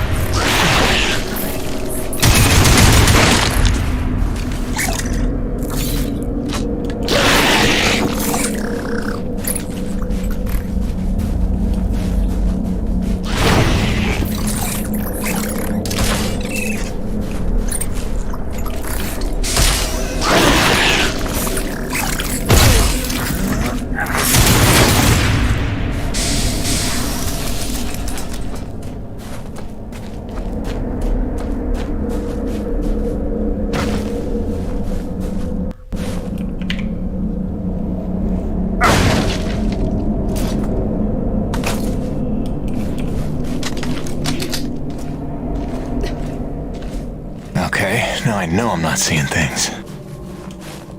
And going again. Hide all you want! I know you're out there. Unless I'm losing my mind. In which case, I'll go right on talking to myself.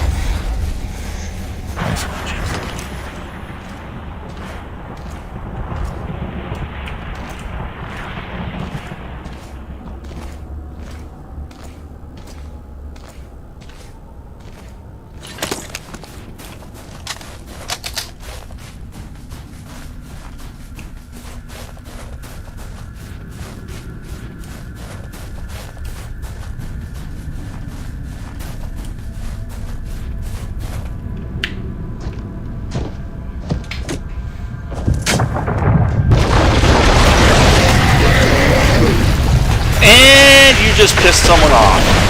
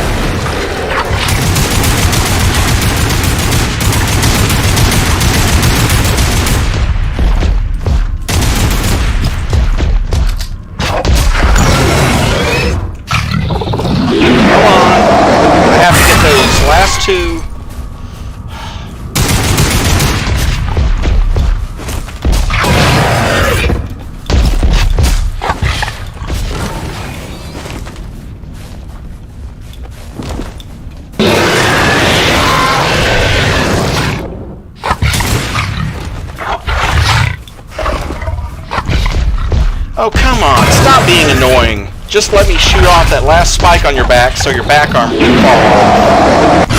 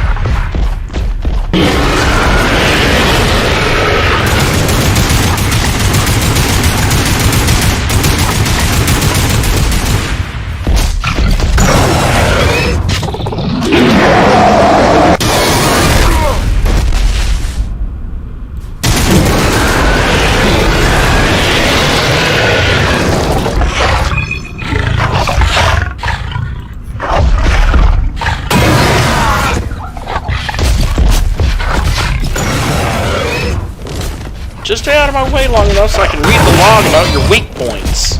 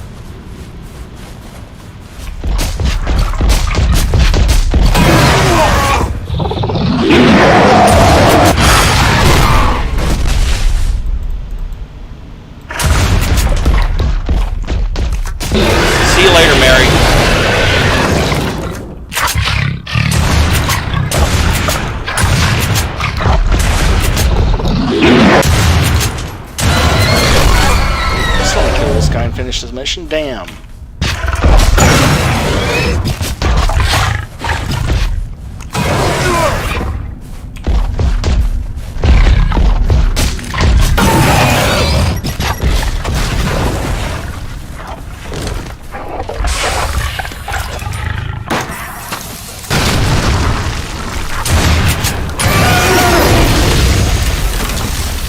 Finally!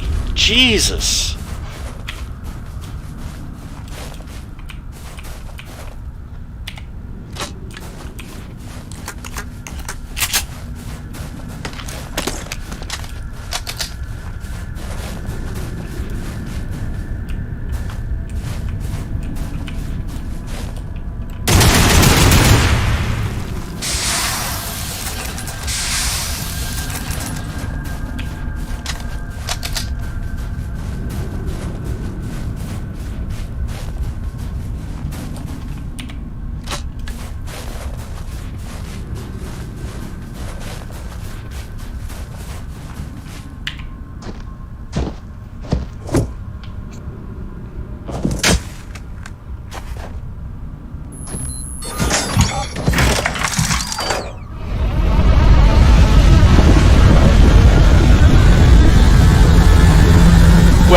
playing on easy.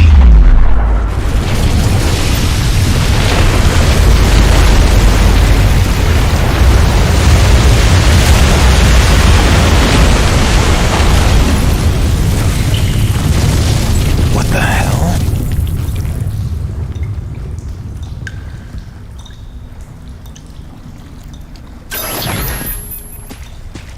Cronus Actual, you copy?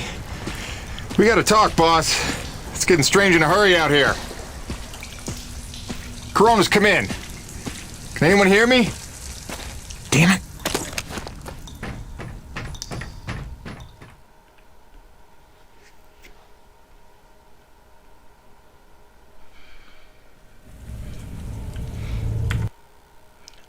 And it auto-saved at the start of that, so that's where we'll pick it up next time, because we're about to hit the 4-hour mark. So, we're going to leave it on a cliffhanger here. Thank you all for coming. I appreciate your support. Another reminder, and I hate begging, but if you're new and you want to support what I do, please don't forget to hit the like and subscribe buttons. And have a great rest of your evening.